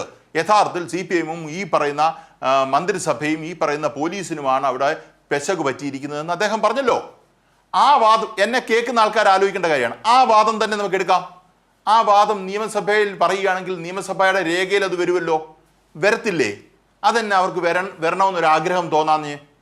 അപ്പം അതൊരു ചർച്ചാ വിഷയമാക്കാഞ്ഞതിന് കാര്യം എന്താ? നിങ്ങൾക്ക് CPM-ന്റെ മുഖ്യമന്ത്രിയെ ഇല്ലാക്കൊല ചെയ്യാമായിരുന്നല്ലോ. ഈ പറഞ്ഞ അദ്ദേഹത്തിന്റെ വീഴ്ചകൾ എടുത്തു പറയാമായിരുന്നല്ലോ. ഈ ചാനൽ ചർച്ചയിലെ രേഖ നിയമസഭാ രേഖയല്ലല്ലോ, അവിടുത്തെ നിയമസഭാ രേഖയിൽ വരുന്ന രീതിയിൽ അതാകുമായിരുന്നല്ലോ. എന്നിട്ടും അത് നിയമസഭാ രേഖയിൽ വേണ്ട എന്നും എന്നാൽ അവിടെ ഒരു ചർച്ച അതുമായി ബന്ധപ്പെട്ട് നടക്കണ്ട എന്നും തീരുമാനമെടുക്കുന്നതിന് കാരണം എന്ത്? ഇതൊരു ന്യായമായ ചോദ്യമല്ലേ? കാര്യം ഇത്രേ ഉള്ളൂ, ചർച്ച ചെയ്താൽ കുടുങ്ങും. അത് കൂടുതൽ ഡീറ്റെയിൽസ് ഒന്നും അതിനകത്ത് വേണ്ട. ഞാൻ അത്രയും മാത്രം പറഞ്ഞാൽ ഇപ്പൊ തോന്നുന്നത്. ശ്രീ IB സതീഷ്, മുൻപ് അടിയന്തര പ്രമേയം കൊണ്ടുവന്ന അടിയന്തര പ്രമേയം അവതരിപ്പിക്കാൻ അവതരണാനുമതി നൽകുമ്പോൾ അങ്ങനെയാണെങ്കിൽ ഈ കളിക്ക് ഞങ്ങളില്ല എന്ന് പറഞ്ഞ് ഇതേ നിലയിൽ അലമ്പുണ്ടാക്കി, ഞാൻ ആ വാക്ക് കോട്സിലിട്ട് പറയുന്നു, അലമ്പുണ്ടാക്കി ഇറങ്ങിപ്പോകുന്ന പ്രതിപക്ഷത്തെ നമ്മൾ മുൻപ് കണ്ടിട്ടുണ്ട്. ഇപ്പോൾ അടിയന്തര പ്രമേയം കൊണ്ടുവരുന്നു, അവിടെ ചർച്ച നടക്കുന്നില്ല, ഈ നിലയിൽ വാക്കൗട്ട് നടത്തുന്നു. അടുത്ത വരേണ്ട വിഷയം പാതിവില തട്ടിപ്പാണ്. അതിൽ സംസാരിക്കാതെ എല്ലാം മുൻകൂട്ടി പ്ലാൻ ചെയ്ത് ഇറങ്ങിപ്പോകുന്ന പ്രതിപക്ഷത്തെ നമ്മൾ കാണുന്നു. പകുതി വില തട്ടിപ്പ് ചർച്ച ചെയ്യപ്പെട്ടാൽ ഈ നിലയിൽ വലിയ പ്രതിരോധത്തിലേക്ക് പോകുമെന്ന് UDF കോൺഗ്രസ് കരുതുന്നതിന്റെ കാരണം എന്താണ്? അതിനു മുമ്പ് പുതിയ പാർലമെൻ്ററി നടപടിക്രമങ്ങൾ ഇവിടെ അവതരിപ്പിക്കുകയാണ്. ഇവിടെ നിന്ന് തുടങ്ങി എവിടെ എത്തി എന്ന് നമ്മളൊന്ന് ആലോചിച്ച് നോക്കുക. സഭാനാഥനായ സ്പീക്കർക്ക് മുകളിലാണ് പ്രതിപക്ഷ നേതാവ് എന്ന് സ്ഥാപിക്കാൻ ശ്രമിക്കുകയാണ് ഇവിടെ. നമുക്കൊക്കെ അറിയുന്ന ഒരു കാര്യമുണ്ടല്ലോ, കഴിഞ്ഞ 3 ദിവസം കേന്ദ്ര സംസ്ഥാന ബഡ്ജറ്റുകളെ സംബന്ധിച്ച് വളരെ വിശദമായ ചർച്ച നടന്ന സഭയാണിത്. പ്രതിപക്ഷത്തു നിന്ന് ചർച്ചയിൽ പങ്കെടുത്ത ആരെങ്കിലും കേന്ദ്ര സമീപനത്തിനെതിരായി ഒരു വിമർശനം ഉന്നയിച്ചോ? മലയാളത്തിൻ്റെ പ്രിയപ്പെട്ട കഥാകാരൻ കരളുരുകി ചോദിച്ച ഒരു ചോദ്യമുണ്ടല്ലോ, കേരളം എന്താ ഇന്ത്യയിലല്ലേ? ആ വ്യഥ, ആ സങ്കടം ആരുടെയെങ്കിലും വാക്കുകളിൽ പ്രതിഫലിച്ചോ? ഇവിടെ അതൊന്നുമല്ല പ്രശ്നം. ഇന്ന് എത്ര പ്രതിപക്ഷ MLA-മാർ ഉച്ചയ്ക്ക് ട്രെയിൻ ടിക്കറ്റ് ബുക്ക് ചെയ്തു എന്ന ചോദ്യമൊന്നും ഞാൻ ചോദിക്കുന്നില്ല. ആ ചോദ്യത്തിനൊന്നും സാങ്കത്യമുണ്ടോ എന്ന് ഞാൻ കരുതുന്നില്ല. ഇന്നിവിടെ സംഭവിച്ചത് പകുതി വില തട്ടിപ്പ് ചർച്ച ചെയ്യപ്പെടരുത്.